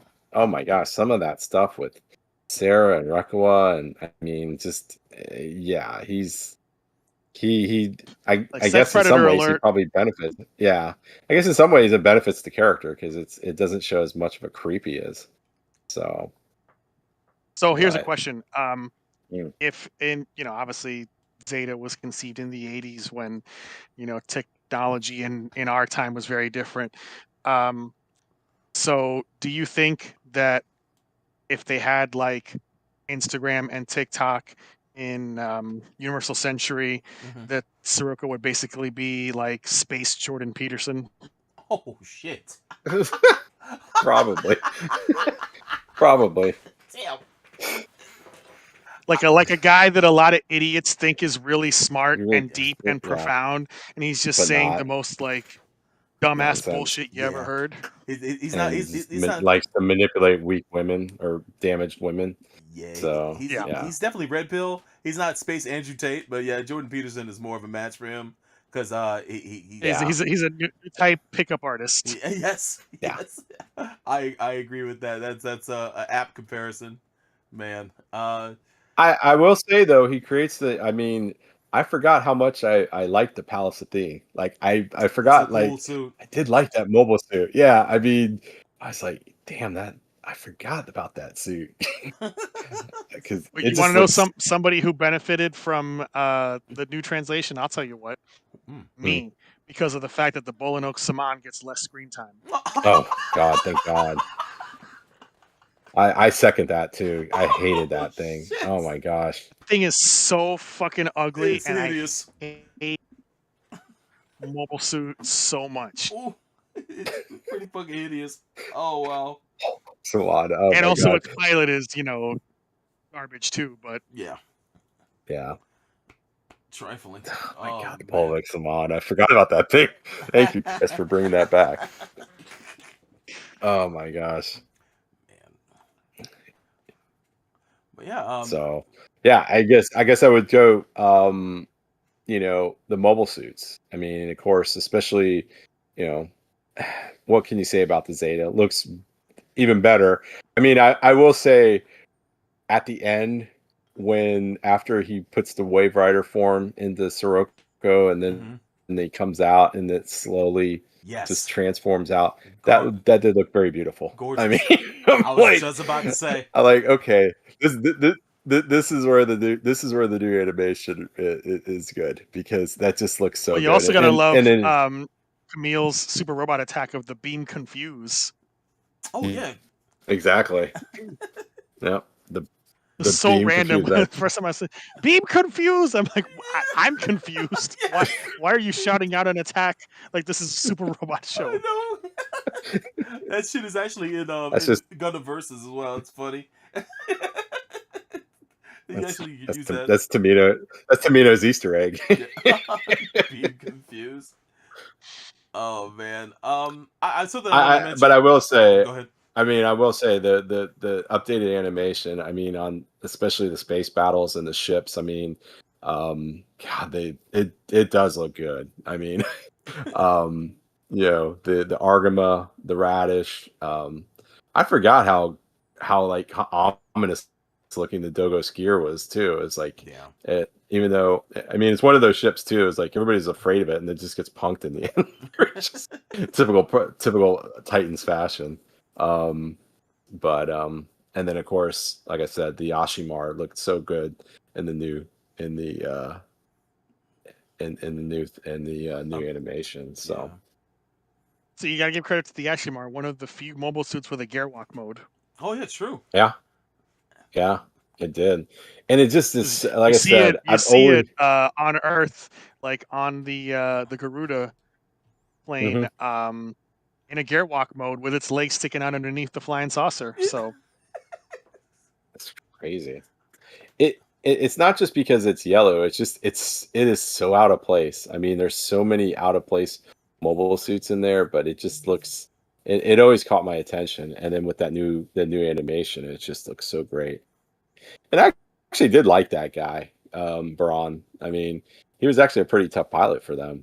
So, because in the show, he's over about 4 or 5 episodes. He's kind of a thorn in their side. Yeah, just a handful. Yeah. So, and he had 2 wingmen too, didn't he, in the show? If I remember. I think early on he had some wingmen, not particularly long lasting. Because they get punked pretty quick. Yeah. Hence his Captain Ahab thing. So I've got to get that Gundam. So. But yeah. All right. Something I wanted to mention earlier that I totally forgot. The music, like Shigeaki Sugusa came back to do the additional scoring for this show. He did the original score for Zeta Gundam back in '85, but they brought him back to add music to it, and it's wonderful. Come on, man! It's wonderful, dude. You're overstepping the obvious, man. Gak. Oh, I know. It's a good old Gak. Yeah. Come on, man. I was not about Gak this came out a little after the Bujin guy game. Oh my god! Come on, man. That's true. Now, at first, I wasn't crazy about his involvement, but over the years, the songs that he performed for this movie have those songs are good. Yeah, they're cool. Man. I was a hater. Come on, man. I was a hater. Not everything has to be 90s hip hop. I was a local hater, 90s bro. East Coast hip hop. I was a local hater. I don't know what to tell you, but they've grown on me since. But yeah, Sugusa came through again because all the music he added to this just completely just extends my playlist. when it comes to the I score. still love the death music, even Yes. though it wasn't that Oh, prevalent in this. They didn't dude. use it as much, but every so often when it came up, you're like, oh yeah, this is Zeta. When someone dies, when someone dies in real life, that's the shit that comes to my mind. It's crazy. Like it's crazy that will come to me. It's like, yo, what happened? But yeah, that is synonymous to me. The death music in Zeta is synonymous to me now when it comes to death. It's sad, but also wild at the same time, because it's you hear it so many times in the TV show that you can't help but remember it moving forward. Well, Yeah. it's that It's so wild. it's that and the action music. Yes, hell yeah. You know, That's my shit. It's so good, so good. What a maestro. yeah, some great music. Come on, man, Gak. That was the whole reason. I remember when they were promoting this stuff. It's like music by Gak. Yo, Like, props what? to him. He's a big Gundam fan, so I'm glad he got to be part of a Gundam Yeah. series. You know, that's Me and Devon were bugging out because we were playing that damn Bujingai game like nonstop because we love that stupid ass game. I don't even know where it's at now. I'm sure it's packed away somewhere, but we love that damn game. We're like, oh God, no way, this is awesome. Hey, at least he got to participate doing music, and they didn't like create some character to shove him in and then immediately kill him the way that they did with TM Revolution and in Seed multiple times. Yeah. Well, I think Gak understood his role. He's like, I'm a singer. I'm going to provide the music. I'm not, some wannabe voice actor, or just I'm going to strong arm them just to put me in doing the music. So, Yeah. but as Yossi points let's out, ask you this though. Mhm. Let's ask you this though. If they were going to have him a grunt AU, would he be a grunt AU guy? He would probably be a grunt AU guy. So what would he be doing? What would you give him? A Rick Diaz or a Nemo? I'm probably thinking of Rick Diaz, right? Like a very colorful Rick Diaz. Yeah, Rick Diaz. Yeah, that's a nice suit to rock. The meth is Yazi writes. By the way, Yazi points out that he was the voice of the main villain in the Extreme Versus games. By the way, so he got to at least play a character of some sort in the Gundam universe. But yeah, Petite Mobile. Petite Mobile. Man, what are you talking about? That's what they should have gave. That's what they should have gave Kotz. He's gonna write Homo next. I will say this. That's still the most satisfying thing on that, and he still comes off as annoying as shit as he did in the TV show. Yes, like even cutting down his annoyingness, he's still fucking annoying and makes you want to punch him. But he steals things less. He steals things less, but they cut out a few sequences of him stealing things. So yeah, and stealing things. But then the thing of like, I didn't realize that letting the enemy pilot go just because she's a girl that I like. Why am I being put into my thing? Like, what's going on with this? Char. Quattro's a Char. I mean, what, you guys are cool with that? What the hell? I mean, it's what? And then she went tee and I let her go. What's the big deal? I know. She knows the layout of her ship and everything.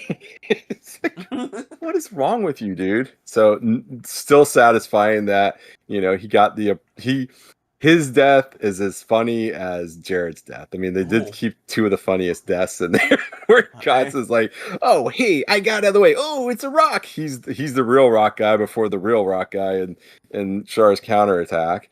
And then of course, I still love Camille just like getting so just annoyed at Jared at the end. It's like, why do you still come near me? Like, why? What is wrong with you? Just kind of bitch slaps him into the burning radish. And I also love it just, from the original series, and that they kept it this way, that like Jared's like, if it wasn't for you, and then you never hear the end of that thought, but it probably wasn't very Oh my God, it was just so great. Oh. So that means that I think Tamino, he's with us, that Jared's such an annoying guy, because it seemed like everybody else got kind of an enhanced death, and they just kind of gave him the same death scene from the show. Oh my God, what a douchebag. Oh my God, cockroach in a normal suit. That's what he was until he finally got hit with somebody stepped on him. Well, Yazi has a question for you, Neo. Who wins in a game of asteroids? Kotz or Real Rock Guy? It's a draw. We The draw. We as I the mean- audience win. That's who wins. Yeah, exactly. Actually, in some ways, Real Rock Guy wasn't as bad. I mean, he was a creep too, and kind of annoying, also. But yeah, no, that is a great question though. Who wins in a game of asteroids? Got a Real Rock Guy. The asteroid. Yes, yes. The asteroid wins. And honorable mention, like Snowbro said, the audience. Jared's tombstone will say, "Well, I can't fight like this." No, I think it'll be, if it wasn't for you, ... So, oh man. But anything else? Me, Any other I think I've observations? collectively talked Anything? about enough. Yeah. Talked about enough Yep. elements of the second and third movies, so I have some miscellaneous notes. oh, go for it. There Cool. were some interesting mobile suit cameos from later productions that got thrown into this. So you have from 0083 the GM Cannon 2 and the GM Custom appearing in Ayuk colors. You also have the GM Quell from 0083 appearing, of course, on the Titan side, and also the Advanced Hazel from Advance of Zeta. Oh shit! I didn't realize that. Man, I Oh, missed wow. that. That's awesome. It makes a very quick cameo, just like standing there Those are outside like of Ace of Space. I think the Gate of Zidane. It doesn't really do anything. It's like it's just there for a few frames. Oh man, they just threw it in for shits. Yeah, and I think giggles. it's Yazi's right. It's like a blink and miss. So On the subject of voices, a couple of notes. This was the last voice acting role of Hirotaka Suzuki as Bright Noah because he Yeah. died the same year these movies started coming out. That's man. So, he got to go out playing Bright one last time. Which is awesome. that's pretty awesome. As soon as I heard him speaking, it's like, oh, okay. I wonder if it's gonna change through any of these movies, and it stayed consistent. So that was nice to see. Because not long after these movies came out, Unicorn came out, and they had to recast him for Unicorn. So, yeah, man, it was nice hearing his voice again, especially with it being his last turn at the character. There also were some recastings that were pretty controversial, especially because some of the actors who got recast were still active in the industry at the time. Possibly the most controversial change was they recast Thurs' voice actress, and they replaced her with the lady who does C2 in Code Geass. Yeah, I remember that controversy when it was going on. And she does find a fine job. There's a problem with her, and there's a lot of speculation about what the reason was for these changes. But as I learned more recently reading an interview, there's an interview that came out a couple of years ago with Nobuo Tobita, who plays Camille, and he said that when Tamino approached him about doing these movies, he said, "I'm going to have to make you re-audition to see how you sound." 20 years later, and if you don't sound the same, then sorry. Oh wow. Oh shit. So that's probably what happened. Even he was not spared from this, and had to re-audition, and the interview's been translated in English. I don't remember if it was Zionic that did it, or somebody. But he talks about how coming back to the role 20 years later was a very different experience because Zeta was his role as a series lead, and obviously he's had a lot of experience playing a lot of parts since then. So I'm sure that felt odd to come back to like a very early role after he's built up such a resume afterwards. Oh yeah. It's tough. You probably forget obviously what you he's did. still playing Camille in video games. Yeah, to this day. Super Robot Wars included. Yeah, man. Let me see any other notes. Oh yeah, because of the editing, some weird stuff happens. At the end, when Camille is fighting Sirocco and he summons up all these dead women, one of the women that you see in the movie version still is Rosamia. Yeah. But of course, we never really see her die. Right? in the movies. The last time we see her, she's ejecting out of her gap plant. And it's like, well, I guess she died there because she shows up at the end still as a ghost, and it's like, how? Exactly. Oh, yeah, because there's no Mark II. Yep. So, Never saw her croak, man. yeah. We have another question from MCT Dread. What's a series that could use something like a new translation? You know, I've been thinking about this, Destiny? knowing that we were doing this topic, and well, Time to see Destiny. at least sticking to you know, I was hoping at the time that these movies came out that a new translation would kind of become like a brand, Yeah. and Their that he would thing, do yeah. a Zeta trilogy Mm-hmm. and a Victory trilogy. Oh. Because I definitely have lots of thoughts of how you could do at least a double Zeta Yes. trilogy, and It- never I- minding Oh yeah. the end of the Zeta movies with everyone screaming, "Double Zeta's not canon now," Yeah.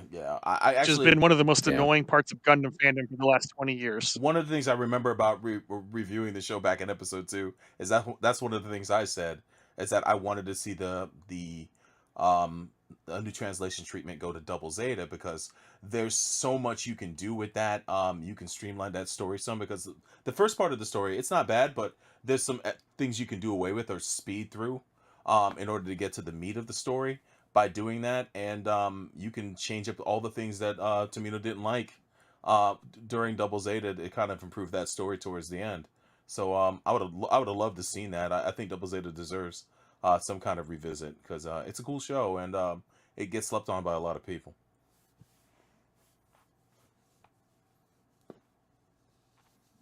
But any other thoughts? Well, I mean, I think they have kind of started doing new translations, right? I mean, they just don't call them that way. Gundam New Origin is kind of a new translation. G Crux is a new translation. There's a Zeta I mean, one that's currently running right now. I don't think I'd agree with that at all. Well, you don't think they're well, I guess because they're more reimaginings. That you're talking like actually just taking the source material and just redoing it like that. Yeah. I mean, I'm surprised they didn't do it. It is a cool opportunity that they could have had because I think you bring up ones. I mean, the Double Zeta is a no brainer, but I also think Victory would probably benefit from this too.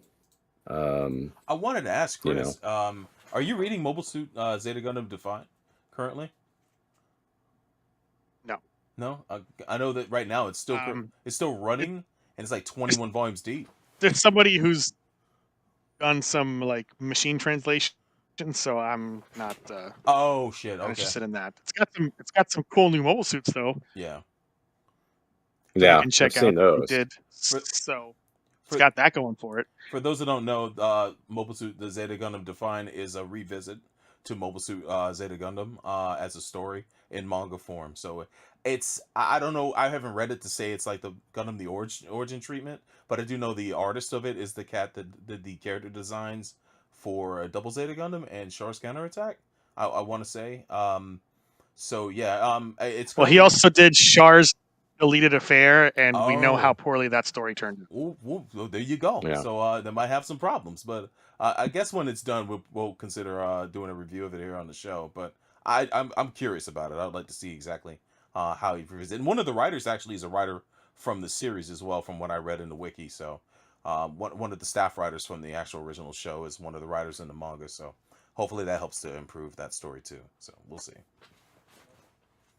Well, I have a question for you guys. Mhm. So I remember myself, I wasn't always too happy with the ending of this because I always feel like I think in a lot of ways the original TV show it's kind of perfect, and it follows that whole thing. It's, let's be honest, it's a ripoff of The Empire Strikes Back in a lot of ways. Of Oh yeah. we're gonna, the heroes win, but do they really win in the end? Is it? And I always thought it really showed to me like how dangerous the new types can be, because when Sirocco is actually able to sit there and brain fried green meal as he's dying. I mean, that just shows you, how dangerous these things are, and it really kind of reinforces, like, why they're so sought after as being, these weapons of war and stuff. But I know when I originally watched it, I wasn't too happy with it. But as I watched it again this time, I didn't have as much of a problem with it. I still prefer the television ending, but in this one, I was like, okay, I feel like it felt more. I guess maybe I was looking at it as more a part of the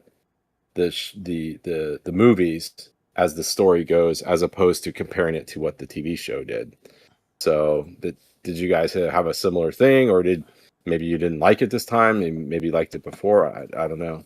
Were there any changes, or pretty much the same? But I like the ending. I wanted the ending to be different from the show, and they gave that to me. I will say the superior ending is the television right. show. That's not my question. My question is the first time that you saw the movie ending and it was different, and then seeing it again now 20 years later, are you different from what you remember when you first saw it? Like I said, I didn't necessarily like the movie ending, but now this time watching it this go around, I didn't have as much of a problem as I did 20 years ago. Well, when I initially saw it, I was surprised.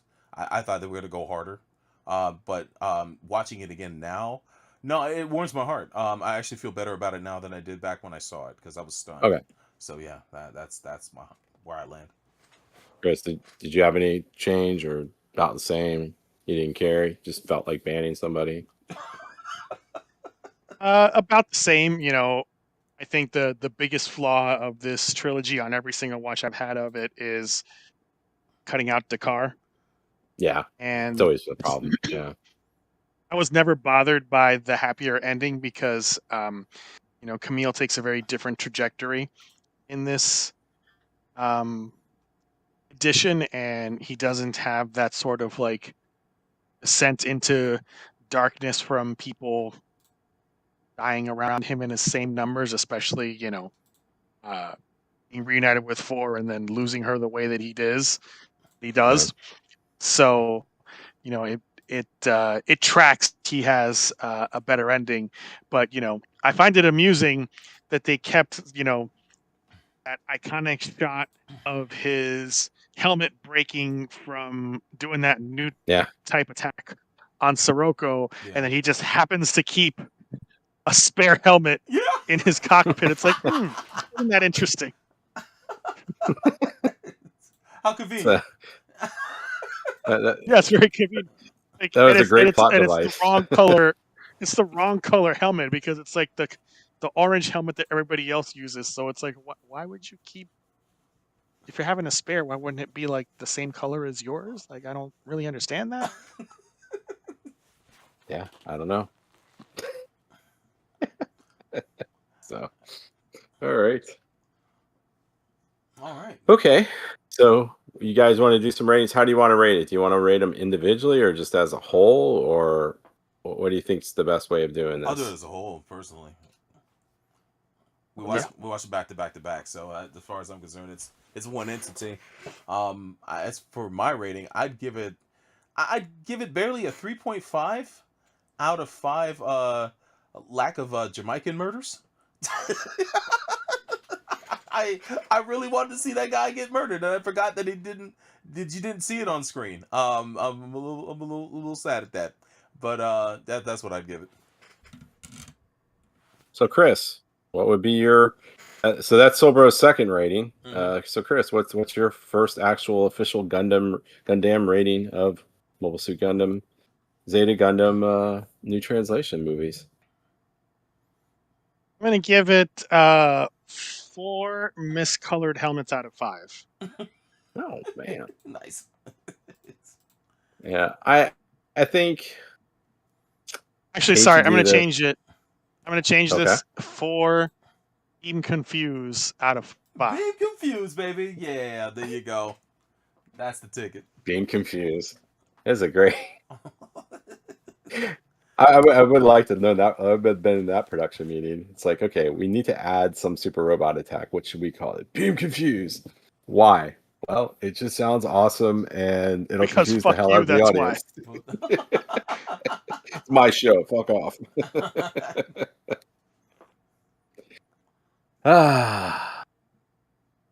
I'm gonna give it 4 missing Dakar speeches out of 5 Oh, because I think it does kill it. It really does kill it because it watching it again, it is good. You know, it had problems, but it's like, I mean, one of the most important parts of the show you don't put in. So probably the most important part of the show you don't put in. yeah.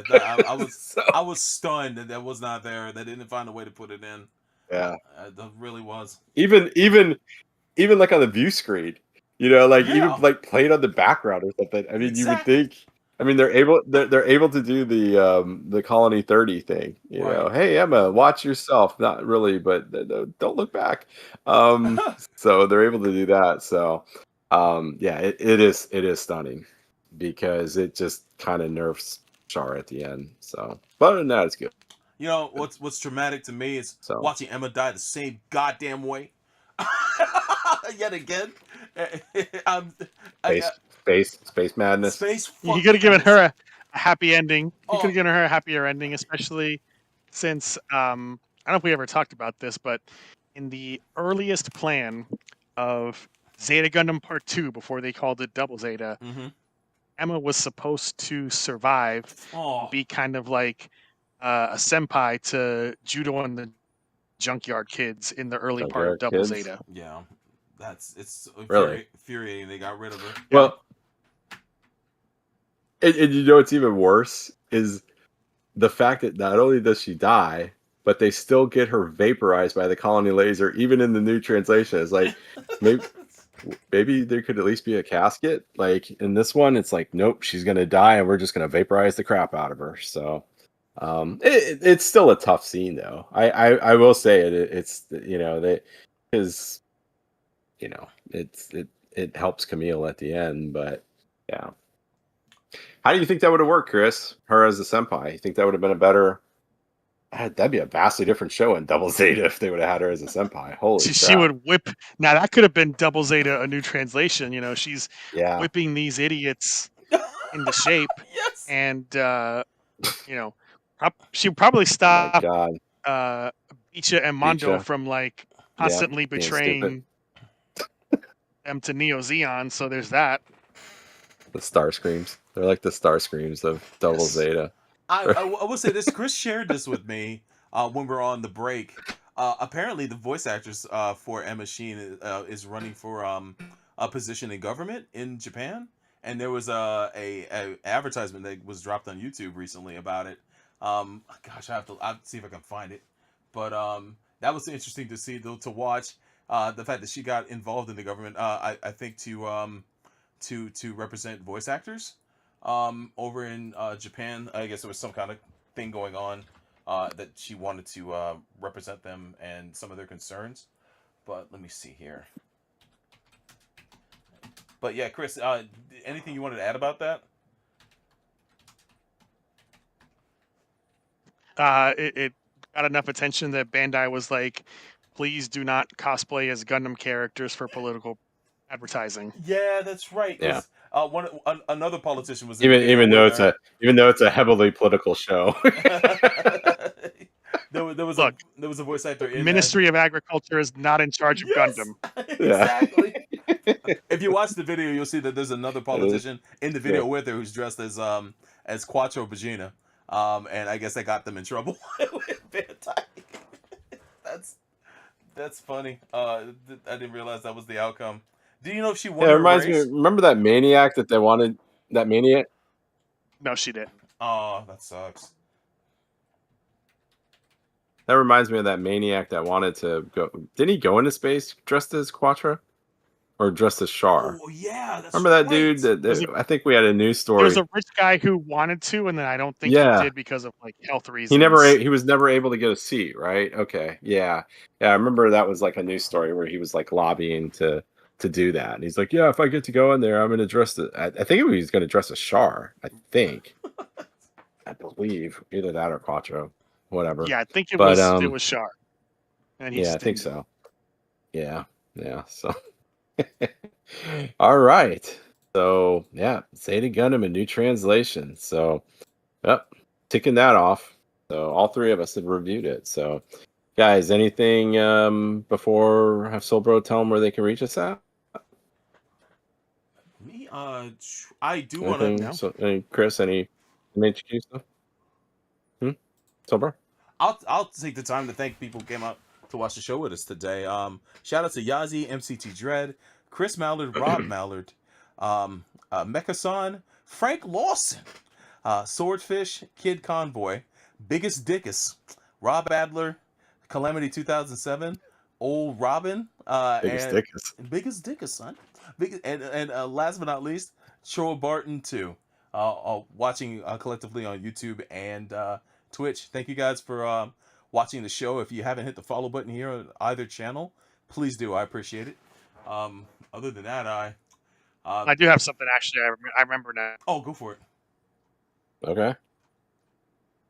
Well, since we had some extended downtime because of technical issues in the time since we last recorded, and now I launched the new section for 5-star stories. Oh yes, I saw that. Ooh, So go man. check that out. We got some reviews. We got Mecha Mm. profiles. It's gonna take a long time to do because it's a big old series that is still running 40 years later. Yeah. I will say this, Chris. You got that up. People all want to know, when's that Zoid section? When are we Zoids? gonna get that news? The Zoid section just has begun because the people want to know. After I've been hearing. I might be doing review Evangelion.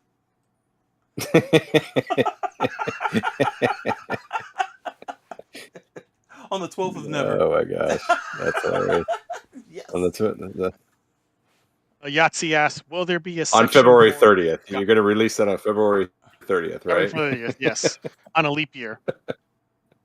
Yahtzee asked, "Will there be a section for Gothic Maid?"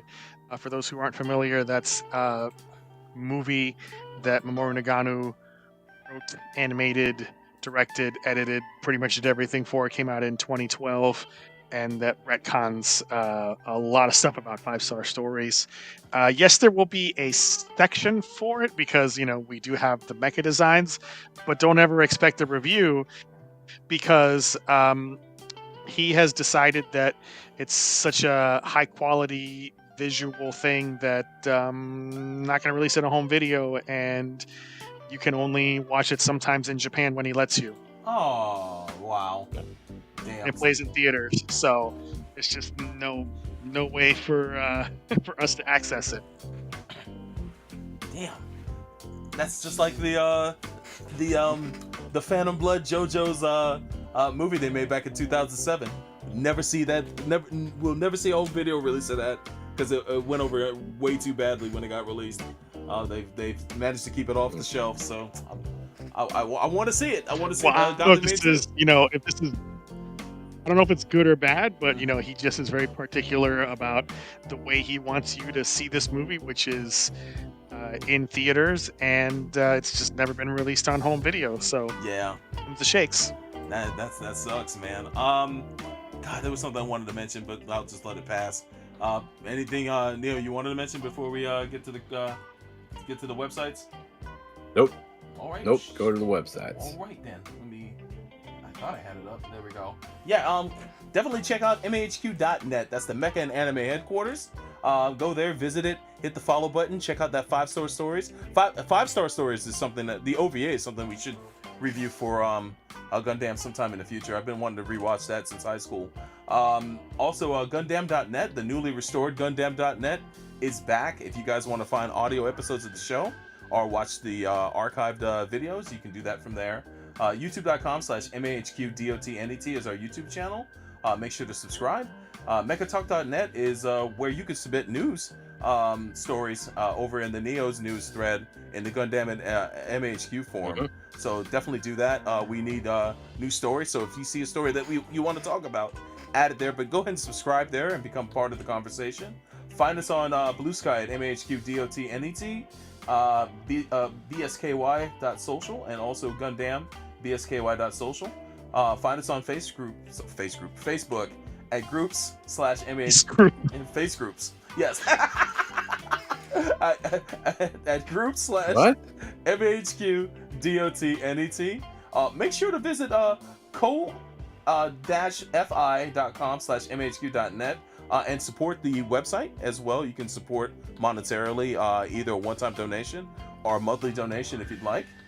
And also find us on twitch.tv/FightersReady. If you want to reach us to correspond with us, you can do so by email at gundammmahq@gmail.com. And thanks for listening to this episode, man. That's it. That's all from me. All right. Well, we'll be back in a few weeks with episode 319. We'll talk to you guys later. Bye.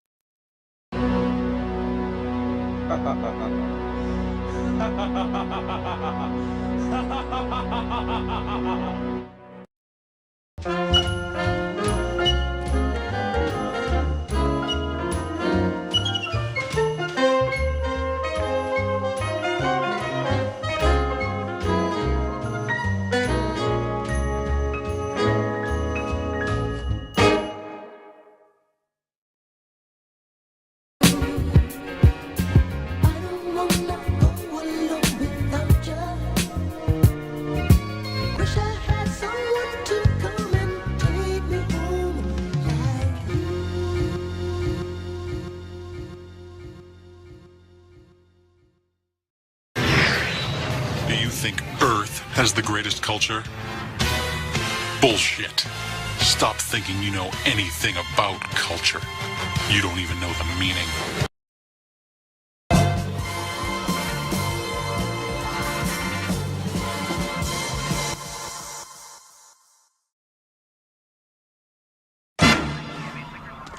My God, man.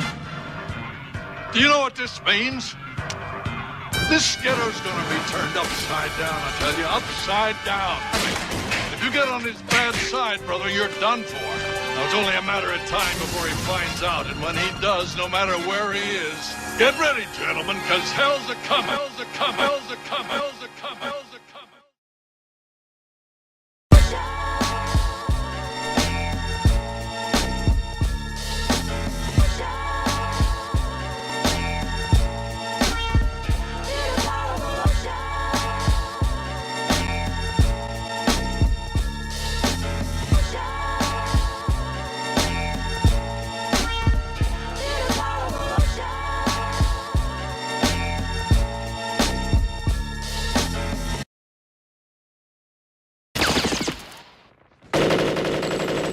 kick you out of the house. Then why did you tell Porky you were helping Lola move? I just told him so I wouldn't have to go to the Peach Festival. You lied? Who told you to lie? You did! You're not a liar! That's my area!